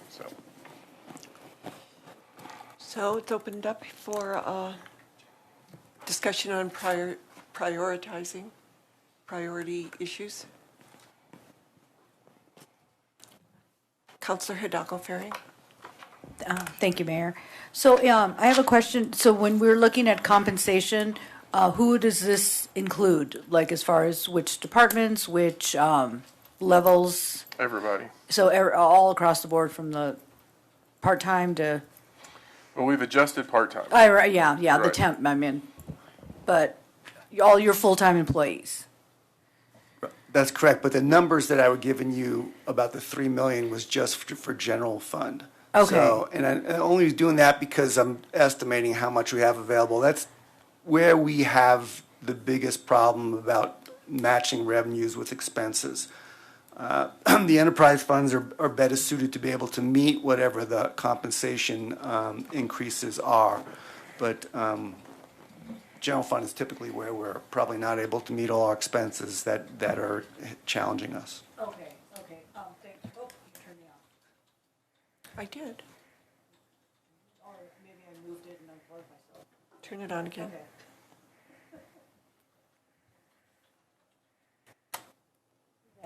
Okay, great, thank you.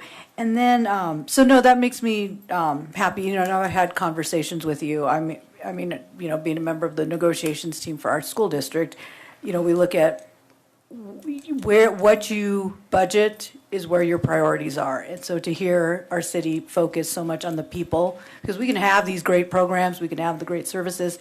If we don't have the people to support that, we cannot have that quality in there that makes us a unique and special city. The other thing I wanted to ask about, so the 11.3 million in emergency reserves, is that a different from like capital reserves, or is there a separate? I know I've heard capital reserves, and is that so? This amount is what we have put away for all reserves. That amount is the general funds reserve for emergencies. So the first 8%, well, we have the table reserve, which is $5.2 million, which pretty much can't be used unless you pay it back within the end of the year, which is practically impossible, so we don't ever touch it. Then we have an 8% emergency reserve on top of that, which is there in the event of an emergency that would require it, although I will say that as long as I've been here, 2 or 3 years, I guess, we've never used that reserve. Okay. So then on top of that, the stabilization reserve is something that we thought would be able to take us through what we we went through with COVID, where we needed to, we weren't sure we were going to have the revenues coming in to be able to provide services, and then we could rely on that type of reserve in a situation like that to be able to continue services at least for some period of time. And so that's why we're trying to build that up to 8%. So Okay. that's 4% currently. Okay, so yeah, I was just wondering if what we have here, so it sounds like there's other pockets of money where we can, on a rainy day. And every operating fund, every major operating fund in the city has its own reserve. Okay. So that's the general fund's reserve. Got it. I mentioned the public safety fund has one of 8% as well. Most of them do have similar 8%, 2 to 3 months, or that type of a reserve. Okay, I wanted to make sure, it was like, is that enough? Okay. So, thank you. Councillor Yarbrough. I don't know if this is the right time for me to mention it. I know you asked, what do we want? I mentioned before, a few months ago, about speaking of compensation and retention, making sure that we had money in the funds to provide for internships. So we were saying, I don't think anyone was opposed to it, but I think we all agreed upon making sure that they get paid. Form of recruitment, having students from Front Range that are also receiving credits as well as a stipend from us. We had already talked with them, and that has they're kind of like waiting on us to see if that's a thing, like we can do that. And I know the chamber is also saying that they probably can provide the money for a pilot program this year. So if we give each intern $1,000 for an internship, that would be awesome if we can put that in the funding for next year. I don't know if you mentioned this, and you probably did, but I'm not sure if that 8% is also some funding for just in case COVID is still here. So I know it's not, I don't know when it's leaving or if it's ever going to go, but are we putting money aside for any type of educational information if, for instance, there's another variant that come out that, wipe people away, not wipe us away, but, keep us at home. And again, we're still going through that whole COVID situation, people staying at home. And again, that affects us as a city too. So what are we doing to maybe make sure we have some type of fund set aside for our community and also for our staff here? If by chance there's another variant that kind of, have people, sitting at home and not able to work, and maybe we have to provide them other assistance. I don't know, that's your wheelhouse, but it's just the thought that I was thinking of. Are we putting anything aside for COVID, because it doesn't look like it's going anywhere soon?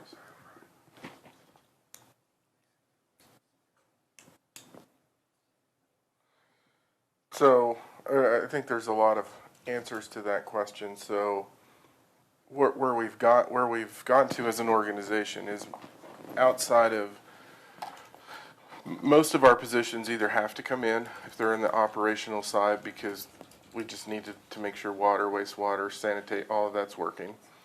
Those that don't have to come in, I think through COVID, we really have continued to refine the work from home component so folks can still work. And I think what it really hits then is our operating departments like recreation and some of those areas. And so have we budgeted anything specifically in there for that? No. But I think that's where we would look at the stability reserves if we were in that kind of situation. And we would look at our overall performance financially to see where we are. During the last time, we didn't hit the stability reserve during COVID. We were able to manage that within the aggregate budget that we had in play. And so I think it really depends what the situation is and how we're looking at the overall financial performance, because what we think got us through COVID was all of the box stores we have in town, because places near us didn't have it. And we were just seeing a lot of revenue come in during that period. So we start looking internally within the budget, and then in terms of putting information out, we look with our budgets and public information. I have a contingency account that I can utilize to augment funding if we need to do more public relations work in that. So it really just depends what we're seeing, how much. I think we try to hold off on those contingency accounts and manage within the budget to the best of our ability. And we were able to do that the last time. Okay, sounds good. I just didn't know if we had to tap into the budget for masks, making sure we could distribute masks out to anyone who needed them and things like that. So it was just a thought and something for us to think about. And hopefully we don't have to think about it in 2023, but here we are. Mm-hmm. Councilor Waters. Thanks, Mayor Peck. Two things. As you talk about compensation, as we went through the last budget and we were talking about what would be required to get to market and how far beyond that we could go, we didn't give direction. I made a comment. So it wasn't, you weren't told, you weren't given direction to do anything with it. But I was curious then, and I'll be curious as we go forward, from CML or from Mountain States or from SHRM or whoever we use to do salary studies, one of the things I would be interested in, if it's possible, is to see, as we benchmark, are we benchmarking? I know we benchmark against other cities that have similar approaches to compensation, which is anchored, in the past. Are there new models or approaches to compensation that we ought to be using to benchmark against? So that's actually what we were trying to do with the comp study, but because of the just timing and other issues, we didn't get a solid response. We're now working on that. It's not going to be in time for this year, but specifically to that point, what we talked about is I don't want to know what we've always done in the past. I want to know what the future is going to look like in terms of compensation, because it's changing so fast that what are people doing that's creative, and how are they adjusting? And you tell us where we need to be 5 years from now, not where we need to be today. And that's one of the things that we're really pushing on. As we heard from Joanne in the Workforce of the Future initiative, I know that is cross-cutting across the organization. But as we think about whatever that number is going to be, and obviously we have to do more. Because every other municipality is going to be doing more, and every other private sector entity is going to be doing more. If we could get some idea of what the future looks like, because we know what the past looks like and how we've compensated. So, when we get into it, it would be helpful just to know kind of what we looked at and what have we learned. If we can't do anything in 2023, kind of what are we headed? What's the trajectory maybe?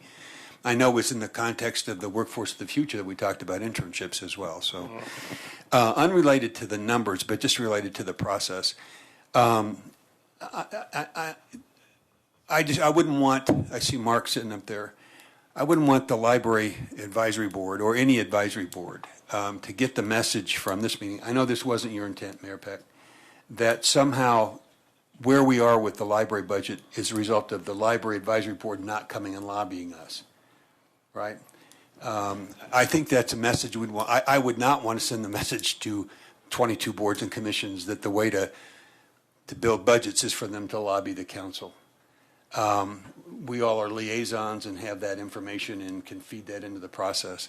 But I wouldn't want them to feel like somehow the fact that we are 93rd, 82nd, with the numbers that we saw is a product or a consequence of advisory board members not coming and lobbying council or individual council members for their budgets.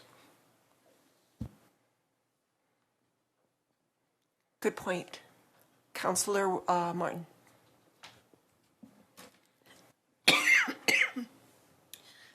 Thank you, Mayor Peck. I think, up to this point, we've sort of shared observations about, general agreement that we're going to have to pay people a lot more. But we haven't given any direction yet. I remember last year or 2 years ago, COVID time, right? But we did, about this point in the process, or say, look, we need to add the equity lens to our budget prioritization process. And I would like to suggest some direction that is along those lines, although different. We have determined here that we are going to have to put a lot of what looks like amazing riches, for Longmont, into employee compensation, and that's a good thing, that's a right thing, that's a just thing, and I am completely happy with that outcome. But what I think that means we're going to have to do is look at organizational capabilities or organizational maturity and systems thinking in terms of technology reuse, because one of the things about paying people more is that you cannot take the easy path of paying more people as easily as you did before. But we have already done some reorganization and set ourselves up for doing structural reorganization within the city that allows us to get more done with the resources we have by applying them using a systems approach that will involve technology reuse. And I would like to suggest that we just direct the staff to put that lens in front of the budgeting process, and that in particular we look at smart cities technology and crime prevention through environmental design, SEPTED. And I suggest that just from what we've been discussing in the last few months, that at least public safety, parks, our approach to homelessness, and sustainability of the urban design all can be addressed that way. And I would like to add that to the lens, and I so move that we direct staff to do that. No second? Can you restate that? That was kind of a long motion. I think I lost it. Yes, I move that we just direct staff to consider, as budgeting and organization, that we consider improving our organizational capability so that we make the most efficient possible use of human resources, and that we look at technology resources that in some ways substitute for human resources. And the obvious example that the city's already down this path is using license plate recognition to cite speeders. And you know, I know that that's already being investigated. And I think that, and I see all the city managers are nodding, so I hope I'll find a second. Again, those have direct applicability that I will be glad to explain at a later date for public safety, parks, homelessness, and sustainability of the urban design. So I move that we direct staff to consider those things. Well, I'll second the motion for the purpose of discussion because I have some questions. Thank you. So the motion was made by Councillor Martin, seconded by Councillor Waters. It's open for discussion. Councillor Waters. Thanks, Mayor Peck. It would help, first of all, I guess I would ask the question to those of you who are involved in the highest level of decision-making and budgets and program development, et cetera. What are we doing already that reflects or is examples of a systems approach, optimizing technology, avoiding duplication or redundancies that are unnecessary, assuring redundancies where they are, right, for the sake of high reliability, et cetera. So I get some idea before we vote on a motion, where are we today in relationship to this direction? Are we already doing it? Are we 70% of the way there? Or do you know what this would require if we're not doing it now? I'm going to start basic level and then move up. So in things like smart city technology, and this isn't the full optimization of it, but we've talked about the need for cameras at parks and other places because the vandalism that's occurring and trying to help manage some of those costs. We've talked about the need for cameras on some of our intersections in terms of when we have an issue and instead of going into high-speed chase, you can utilize those cameras to then minimize community impact. We talked to council about the use of red light cameras and speed cameras. That's a policy conversation we'll have to bring back to you all so that you can, so if you're talking, there's things like that we're working on. If you look at what we're doing in terms of data, and we have a data management team that we call it slaying the data dragon, that's really understanding the use of data and what we're collecting, why we're collecting it, so we can inform some of those decisions.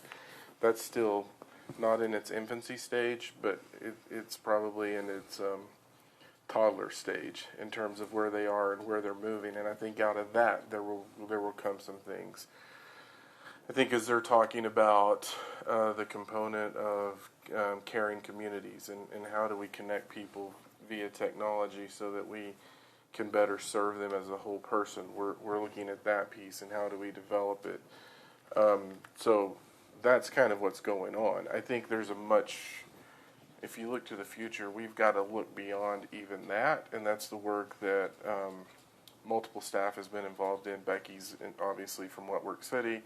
I know Valerie and a group from Nextlight went to the Smart Cities Conference in Ohio, and what's interesting is where we are, we're kind of still in that front end of what cities are doing.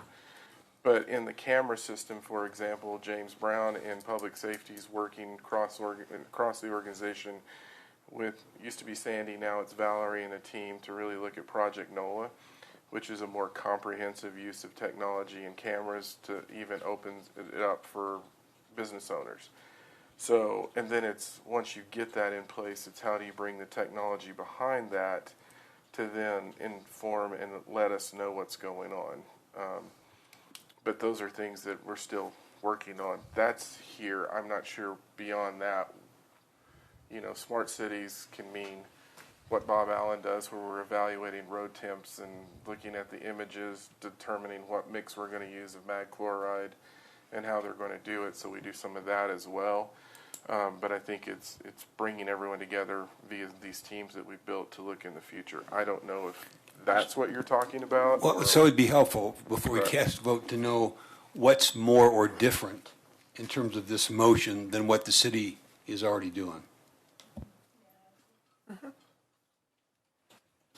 Thank you, Mayor Peck. That is exactly what I meant, and the reason for me introducing this motion is to make sure that it gets funded. Because I don't want to be confronted with, we wish we could do this, but we just couldn't stretch our budget that way. So my motion was intended to get consensus that we prioritize those efficiencies in our organization. Councilor Martin, would you, it's okay. Would you restate it using the words fund, you want it funded in the budget, rather than that we're just using it, that you want them to use that technology? Absolutely. Is your restatement enough, or do you need me to take another shot? Well, let's think for a minute about restating it, that according to possibly the conversation that we had during the discussion of the motion, certified, or that the city was already on the path that you were saying. So the motion would be to make sure that we continue to fund it. Does that make sense? Yes, the motion needs to be that we continue to fund it, and that operationally we adopt those techniques as a goal for improving city processes. Because a lot of the things that I think have happened have, we have had in the past technology silos. We've had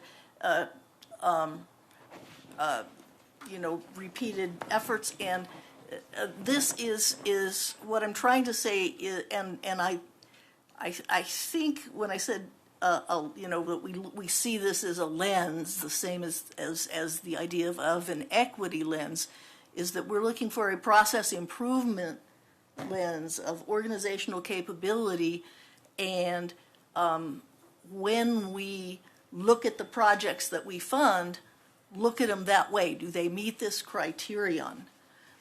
Because there are, Harold had a longer list than mine of things in those categories that we're doing, and I just want to make sure that in addition to funding them, that we look hard at reuse and building up our capabilities. Let's stick with your first motion. I have no idea what we're doing in that motion. So let's just. Can I make a run absolutely, at this? yes. So what I'm hearing is just really applying a lens as we're evaluating programs, considering efficiency and effectiveness, utilizing smart city technology, and how we can adopt these techniques in a more robust manner throughout the organization. I second your motion.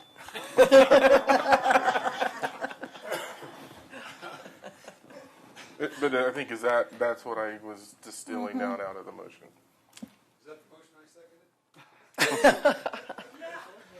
That was what I thought I said. I'm glad I seconded. Let's vote.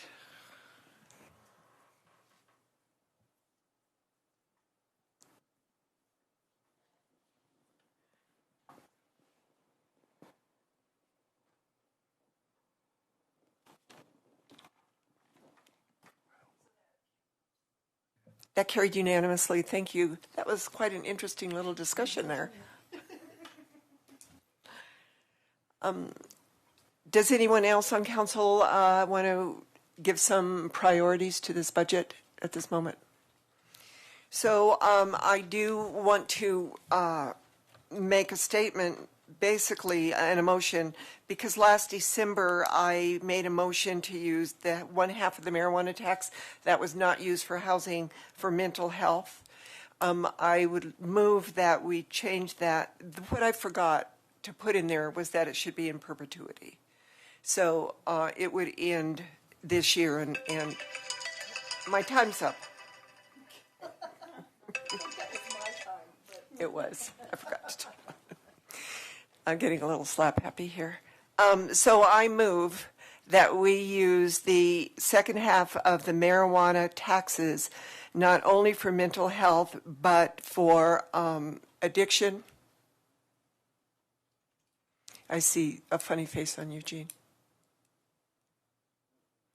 Is this incorrect to do?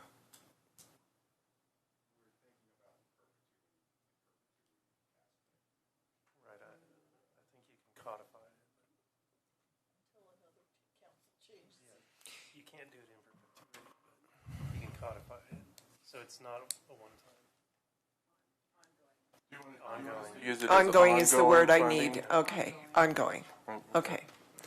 So I move that we use the second half of the marijuana tax for mental health, unhoused, and addiction purposes as an ongoing policy. Thank you. Any discussion? Councilor Waters. You said the second half. The first half we use for affordable housing. Affordable housing. So I just wanted to be clear that we weren't taking. No, we're not. We weren't replacing the first half with the second half. No, we're not. I'm good. Thanks. Any other discussion? Let's vote, please.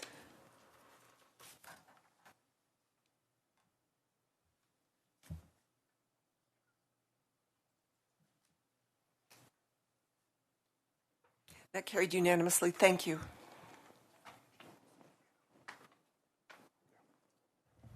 Jim, is that it for the budget then tonight? That's all. Okay. Thank you, Jim. Good job. So we are now at item C of our study session. Now my time's up. Now my time is up. Turn it off. So we are at the last part of our study session items, which is a consideration of changes to the charter. So Sandy, you're going to take us the lead on this. I'm going to walk you through it and ask some questions as we go. So, Okay. Mayor, Peck, members of council, Sandy Cedar, Assistant City Manager. And I'm going to be relying heavily on my partner team here to help me walk through all of these different suggestions. But essentially, not too long ago, the election of 2021 highlighted some issues that our charter presented around elections. And you all mentioned that maybe it's time for us to take a look at our charter to determine if there are some different things that we need to look at with respect to elections moving forward. Most notably, the fact that our charter doesn't really align with state election code today, and we'll talk about some of the specifics around that, what that means and looks like. But since we were at it, you'd suggested that we take a look at the entire charter to see if there's some other things that might either create efficiencies or might be some good cleanup options. So we have 4 things for you to consider. And whatever you decide today, this is completely a policy decision. If you all decide that you would like to put forth a few changes to the charter, then that would go on the 2022 ballot if that's what you all decided to do. So that's what we're looking for direction on. Would you like to run a ballot issue, and what kinds of things might you want to include if we were to put a charter amendment out there? So there are 4 sections we're going to talk about today. One really is talking about the election pieces, one around electronic signatures, one around IGAs, and then the last one talking about members of the pension and retirement boards. So I'm going to go ahead and start with elections. And so we're just going to kind of walk through the suggestions here. So there are a couple things with respect to elections that were troublesome, like I said, in 2021. The first one was the timing of the organizational meeting. So our charter says that the organizational meeting needs to be the Monday after the Tuesday of the election. Well, as you know, none of those results are certified by that period of time. And so it can make it very unclear as to what we should be doing during that organizational meeting. And so our suggestion is that perhaps we augment the charter to say that it will be, the organizational meeting will be early December once we actually have certified results or something to that effect. So that's the first problem that we're taking a look at. And Mayor, I'm not sure the best way to go through it, maybe go through the entire election section and then discuss, or whatever you'd like to do. Let's go through the whole thing. Okay, sounds good. So then the next portion around the election pieces is how to handle vacancies. So obviously in this year we had an issue where we had a vacancy that we really thought we would be able to fill with a special election, and then weren't able to really get any assistance from the county because it was also a redistricting year. We are to the size, 100,000 people, where it's not practical for us to run our own elections in-house anymore. For smaller communities, they can still do that. But for the size of our community, it's just not practical with all the different laws and equipment and everything that needs to happen. So we really do rely on our county partners to help us with that. So we didn't actually make a recommendation in this section, but we included some information in the appendix around what other communities do around vacancies. And if you would like to pursue either, there's lots of people do it in lots of different ways. If you would be interested in either pursuing a charter change that says, the council does appoint vacancies or whatever that may look like, there's information for you in the back that shares what other communities are doing in that case. So. The next one, hours of voting. So we say polling places will be from 7 a.m. to 7 p.m. on election day. But, we run coordinated elections now. And so, we do this mostly through mail ballot. So this would really just clean up if we changed it to say that we're going to coordinate with whatever the state election law is saying. That would make that a little different. So those are the election ones. The next one is around electronic signatures on documents. So currently the charter does allow for electronic signatures. We're considering those facsimile signatures on contracts, but not on everything else you do. So, you're passing resolutions and ordinances and intergovernmental agreements, and none of those things are allowed to go through our e-signature process. And so that is something that the state does. They're certainly asking us to be part of their e-signature process. And so we're still requiring hand signatures on those kinds of documents. So one thing that we could clean up that would create a lot of efficiency would be allowing electronic signatures on those documents as well. The next one is changing the requirement so that the council doesn't have to approve every intergovernmental agreement with other public entities. Not very many communities have this requirement. So anytime that we make any kind of agreement with anybody else that's a governmental entity, whether that is borrowing artwork, whether that is facility use agreements, most of them are no cost kinds of conversations, right? Each one of those has to go through 2 readings at the city council. And so there's a couple things we could do instead of that. We could say that if there's a dollar amount attached, that we follow purchasing guidelines, and purchasing would then determine when those contracts come to city council, like over a certain threshold. The other thing that we could do is make sure that we're letting you know what the IGAs are that we signed over the last month, so that there's transparency in what we're doing with other communities. But it does slow down our process often if we're trying to do different pieces. Yeah, go ahead, Tim. One rating. Oh, sorry. One rating. And so it does slow down that process. For example, if we just want to, be able to work with Boulder County either on Rhythm on the River to make sure that are able to use their area for parking, for example. Those are the kinds of things that are coming to you.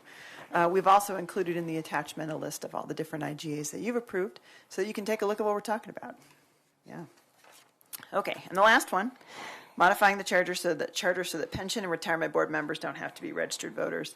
So the charter currently says that all boards and commissions that are appointed by the city council need to be registered voters of Longmont. That makes a ton of sense in almost all the other boards, with the exception of the pension and retirement boards. So people who work for the city of Longmont don't always live here. And when they retire, sometimes they go other places. So it becomes more and more difficult to recruit members of the retirement and pension boards. And so by changing this to exempt just those boards of which employees are the ones that are part of that board, that I think will make it easier for us to be able to recruit members. And of course, it would still leave the requirement for the rest of the boards and commissions. So those are the 4 that we are suggesting, and we are open for discussion, direction. Excuse me. Thank you, Mayor Peck. So I'm just going to go in reverse order, actually, because I feel like the more conversations probably going to be had regarding elections.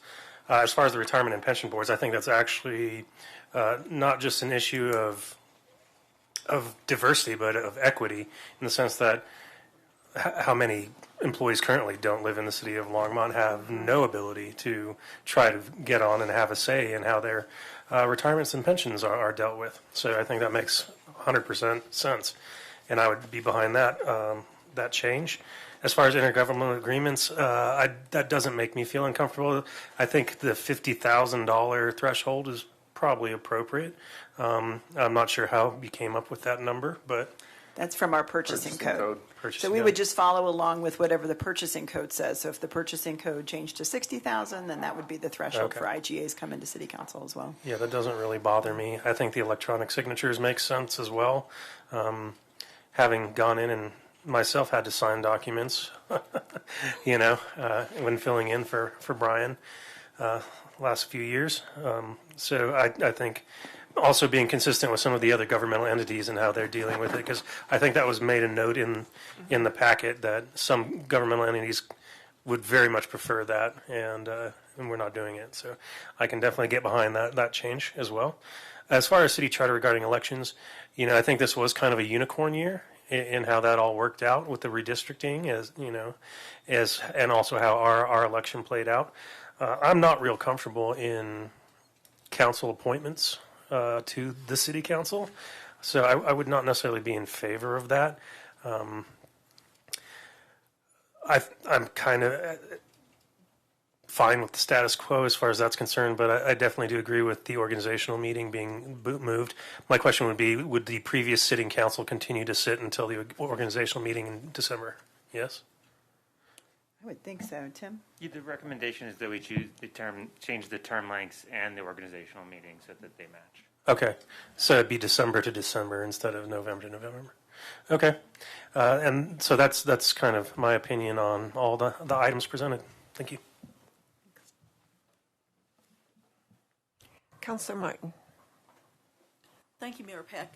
I concur with the Mayor Pro Tem on all the points, but I have a question about the procurement threshold, which is like $50,000 might be a good number now, and we didn't read the procurement code, so I confess to not knowing it. So does that get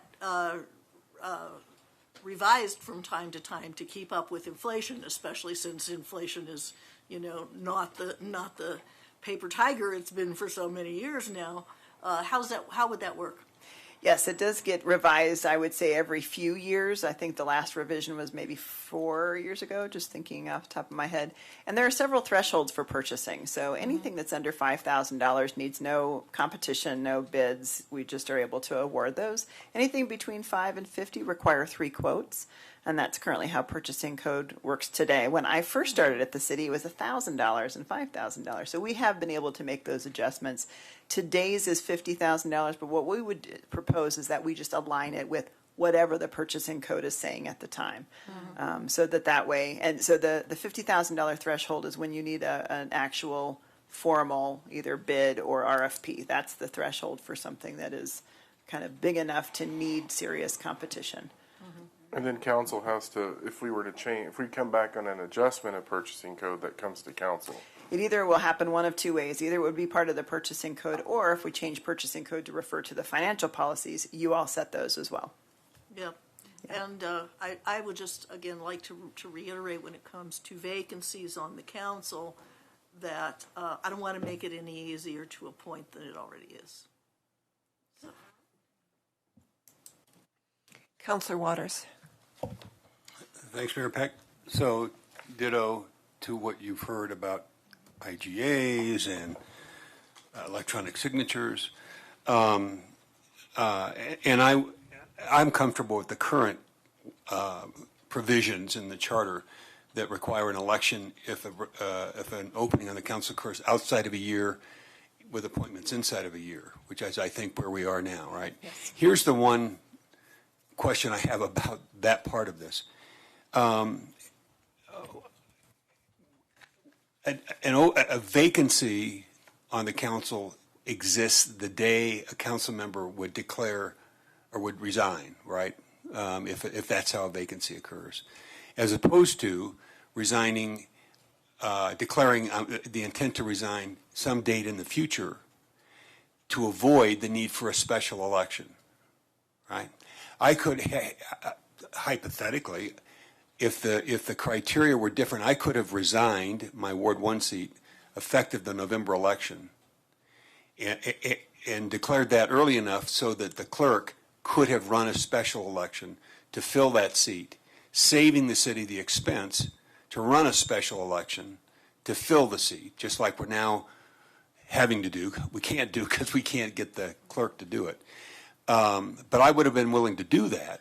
But I wasn't willing because had I done it, I'd have been, this vacancy would have existed for months before, and I just wasn't willing to do that to, the residents of Ward 1. But it would have saved, potentially saved the city the need to run a special election, both the expense and the inconvenience, and where we are, the unicorn year that we're living through right now. Is that charter language that would need to be changed? To allow a council member to resign effective election day, stay in their seat until the election occurs, run a special election so that the seat's filled on election day and there being continuity. The seat's never vacant. I'm trying to think of how that would work practically, and I know Tim's checking that out. You don't mean run a special election, you mean run the special, it would be a special Well, it would have to be a election special election run simultaneous with a regular election. Yes, it would be. Yeah, go ahead, Tim. So I can comment that you'll see if you look to the appendix, there are a couple cities that have provisions in their charter similar to what you're describing. What they have is a deadline for you to announce that you're going to run, and then if you can't withdraw that after a certain period, so that there's enough time to put that seat on the election, and then it becomes effective the date of the organizational meeting or the date of the end of. Yeah, well, it's irrelevant for me at this point, but I think in the bigger picture, long term, this isn't the only time that would occur, and it could potentially fill a seat and there be continuity, and or save the city the cost of unnecessarily the cost of a special election. And I think that's the purpose of those provisions, is to get it all done in one go. And I could see having to resign ahead of time also as being part of that, but. Well, you'd have to declare that enough time to run the special election simultaneous with a general election, right? There's some challenges because there's the ward side and then there's the at-large. It would be challenging, I think. Well, I mean, you could do it no matter what your role was. You just have a citywide or a ward election in the context of this as a special election run simultaneously. Is that an option or not? So can I ask a question? So in that scenario, I get to ask you questions. I'm trying to play it through in my head. Yeah, in that scenario, so if I were a council member running for a mayor position and I say I'm going to resign as of election day. As of election day. In this case, it would be as of the seating of a new council. So in that scenario, no matter what happened, whether the that seat individual would won be or open. lost, Yep. it's a different election. Yeah. I could It's not a different election. That's the whole point. It becomes an open seat. Is the question whether we can do that under our current language? No, I know we or- can't do that under the Okay. current provision. Yeah, so there are a couple of cities that have those provisions. They just have a drop deadlines that says you can't take it back. Yeah. After this. I realize that would Yeah. be a problem. Yeah. Now you're running an election and somebody says, never mind, Yeah. I've changed my mind. And so if you're running for a position that is not your current position, then you have to announce that by a certain date, and then you can't take back by a certain date so that you can get that on there. And there are a couple of cities that have that provision. Colorado Springs is one that I can see off the quick search. And I can find another. Well, I may be the only one up here who thinks that's a good idea, but I do think sitting council members ought to have that option if that's the way they wanted it to play out. And that's not an option without leaving a seat vacant for 5 months or whatever that time frame would be. And I just don't think that's fair to whether it's an at-large role or a ward seat to the residents of that ward or the city. Yeah, because this definitely was a unicorn year. I've been here, Yeah. 23 years and had never seen that happen before. But to your point, you're still 4 or 5 months before we could do a special election. Yeah, I'm talking about, Yeah. unrelated to the unicorn, right? That in any regular cycle, that it may very well be that you have the situation we had, and you have multiple people running, and it's pretty likely that there's going to be a vacancy in one of these seats. And in this case, it would have saved money and assured a seat being filled with continuity, right? So if there's no other interest in that, I'll let it go. But if there is, I think that's something that we ought to at least consider.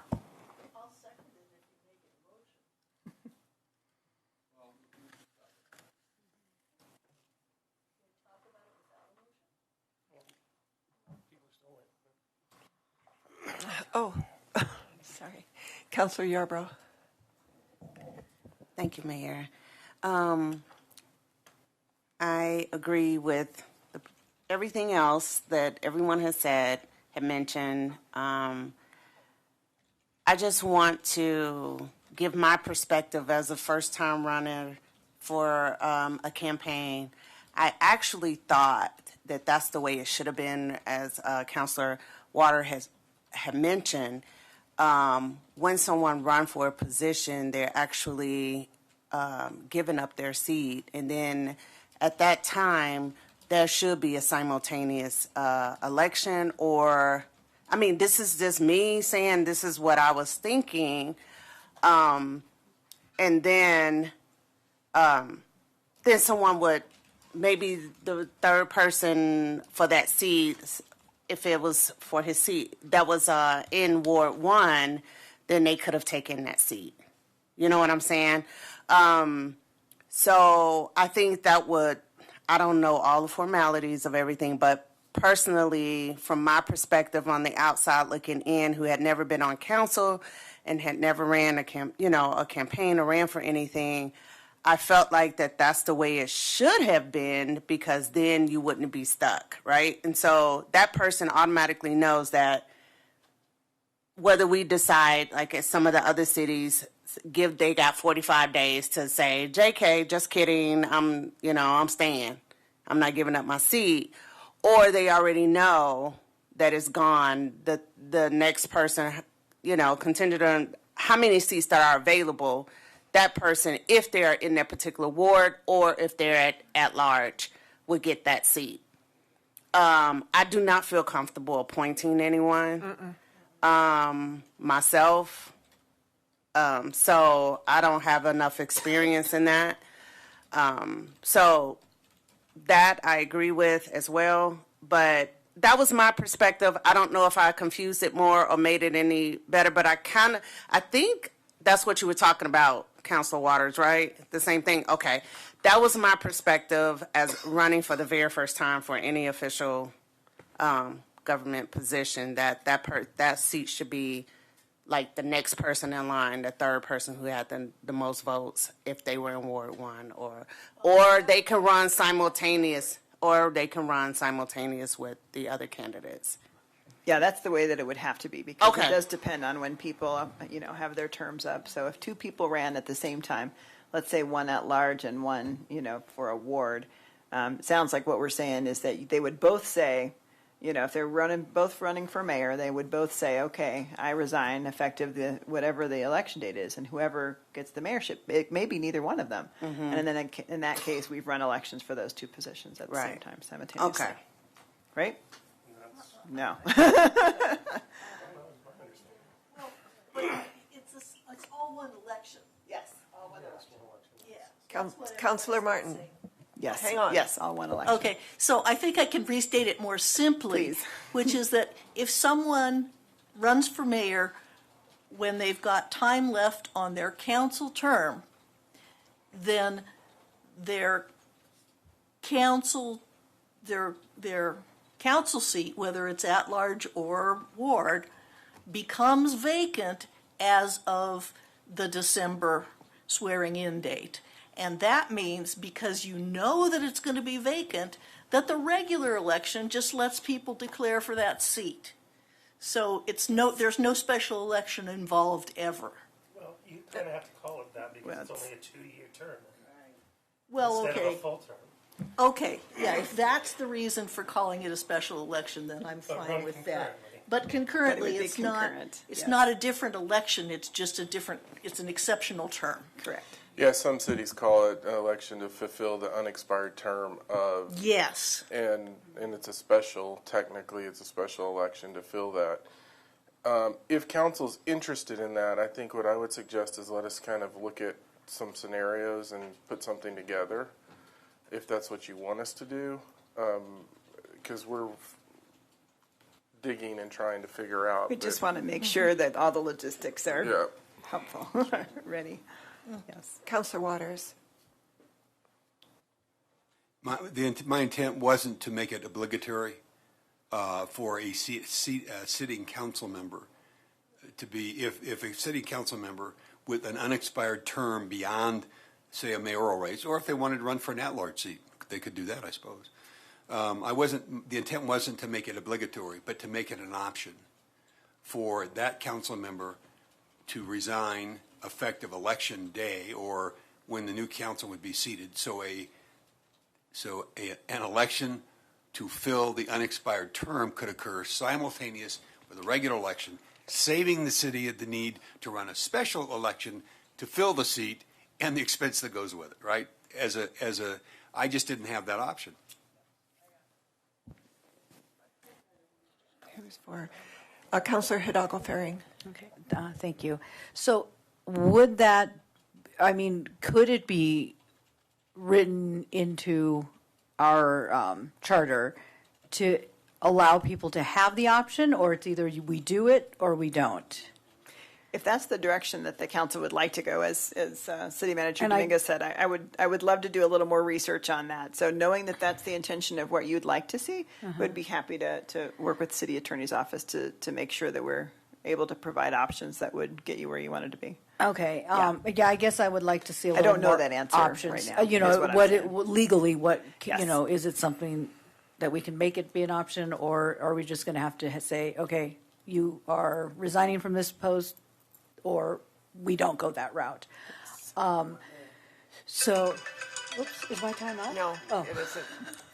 Like that I'm not doing fast. this well tonight. That's all right. That's gonna be a long week. I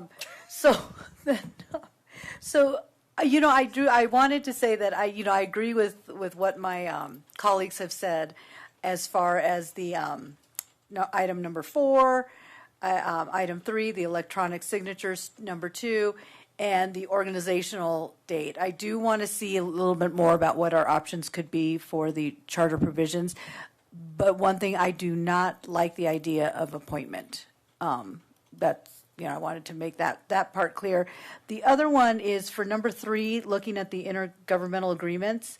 The thing I liked about it is that as I'm reading through my packet, I know what's going on. So if there's an opportunity to just even throw that page in the packet that we've accepted these or we've moved through on these, we don't even have to have a discussion during council, but if that's added to the packet somewhere, so I could see those, those contracts. We could treat it like we do our capital improvement updates, where we just have it on there to go, here's what we've approved, that way you see it. Yeah, I would like that. Yeah, and I'm sorry I couldn't add more to the vacancy piece, but I want to go a route that's going to minimize the length of a vacancy. So I agree on all the changes. The vacancy piece was very confusing to me. So did you get direction on that? Do you need a motion on what to do on that vacancy? I feel like what I heard was that all of the other pieces that staff suggested, go ahead and start crafting ballot language for you to consider for the 2022 ballot. Mhm. And when it comes to the vacancies, come up with some options that the city council could consider that do not include appointment. That, taking a look at what Councilmember Waters was talking about, whether that could be optional, whether it would need to be obligatory, and bring that section back to council with a little more detail. So here is my, on the vacancies, if I understood Councilor Waters correctly, that he is saying that someone would be able to resign their seat in November, right before the election? After the election had happened, you could declare that you're going to resign your seat once the election concludes. And my question there is, how can that run concurrent? Because no one will know if that seat's going to be open until he resigns it. And then the election, the campaign season is over. So it would have to be another special election in January or February, wouldn't it? We would likely and this have is where to. I'm confused. So the way I understand it is that if I'm in a position where I'm running for another seat, I would declare, again, simply, I'm going to vacate my seat at the end of the election, win or lose. And so then what happens is you're running that seat election at the same time that you're running the other ones. That's the way I understood it. So the declaration that you're going to resign has to be, that's the part I missed. I thought he was going to declare that he resigned after the election, and I thought that doesn't make sense. So now the nuance to that is where we're seeing it in most cities, and this is where we need to do research, is the way they have it written is you announce on this day, so let's say it's 100 days before the election, just simple math. But by the 90th day, if you haven't pulled out, then you're declaring that, and there's not a choice. And I think that's the difference in what we were talking about was when Councilmember Waters said what he was thinking of, it's the choice of the candidate. And I think that's what we've got to figure out. Okay. Is that accurate? But after the 90 days or whatever time is specified, it is too late to resign. That's one option. There may be other options. Unresign. So that's where we need to do some research. Okay. So you have your direction? Thank you for all of that. Whew. So now we're at Mayor and Council comments. Comments from anybody? Seeing none, we'll go straight to Harold, City Manager. I actually do have some comments, Mayor, Council. So we had, trying to find, the meeting on May 31st is an optional meeting. It's the day after Memorial Day. One of the things I wanted to talk to you about is I really, as we're looking at the attainable housing work, I really need a work session, not even a study session, a work session with council, because there's things we figured out as we've been on the development side, but I need some policy direction and some very specific questions so that when we create the task force, we at least have some sideboards that we can understand, go, no-go areas. And I think we're struggling with that right now in terms of what are you all willing to consider, what are you not. And so what I was going to see is, are you all open on May 31st or another day very close to either side of it, where we can schedule a work session before the regular meeting so we can sit down and really talk as a group, similar to what we've done in transportation and some other issues on attainable housing. If you all are open to May 31st, then we could also add the LHA meeting that we were going to have to double team on the 24th to accept the audits because of some time requirements. But my question is the 31st a day that you all would want to consider that? Is everybody going to be back from whatever they're doing Memorial Weekend? Okay, I think we'll all be here. Okay, so we'll schedule a work session that'll start earlier, and then we'll schedule an LHA meeting that'll start after the work session to deal with the audits and get the audit report, and that hopefully will give us the policy direction we need. Okay. To take the next step. Okay, so we're all here on that date. Eugene, any city attorney remarks? No comments, Mayor. All right. I think we are ready for a motion to adjourn. Thank you. So it's been moved by Councilor Waters, seconded by Councilor Martin, that we adjourn. All those in favor, vote. Aye. Aye, yay. Aye, yay. All right, that's unanimous. Thank you. Good night.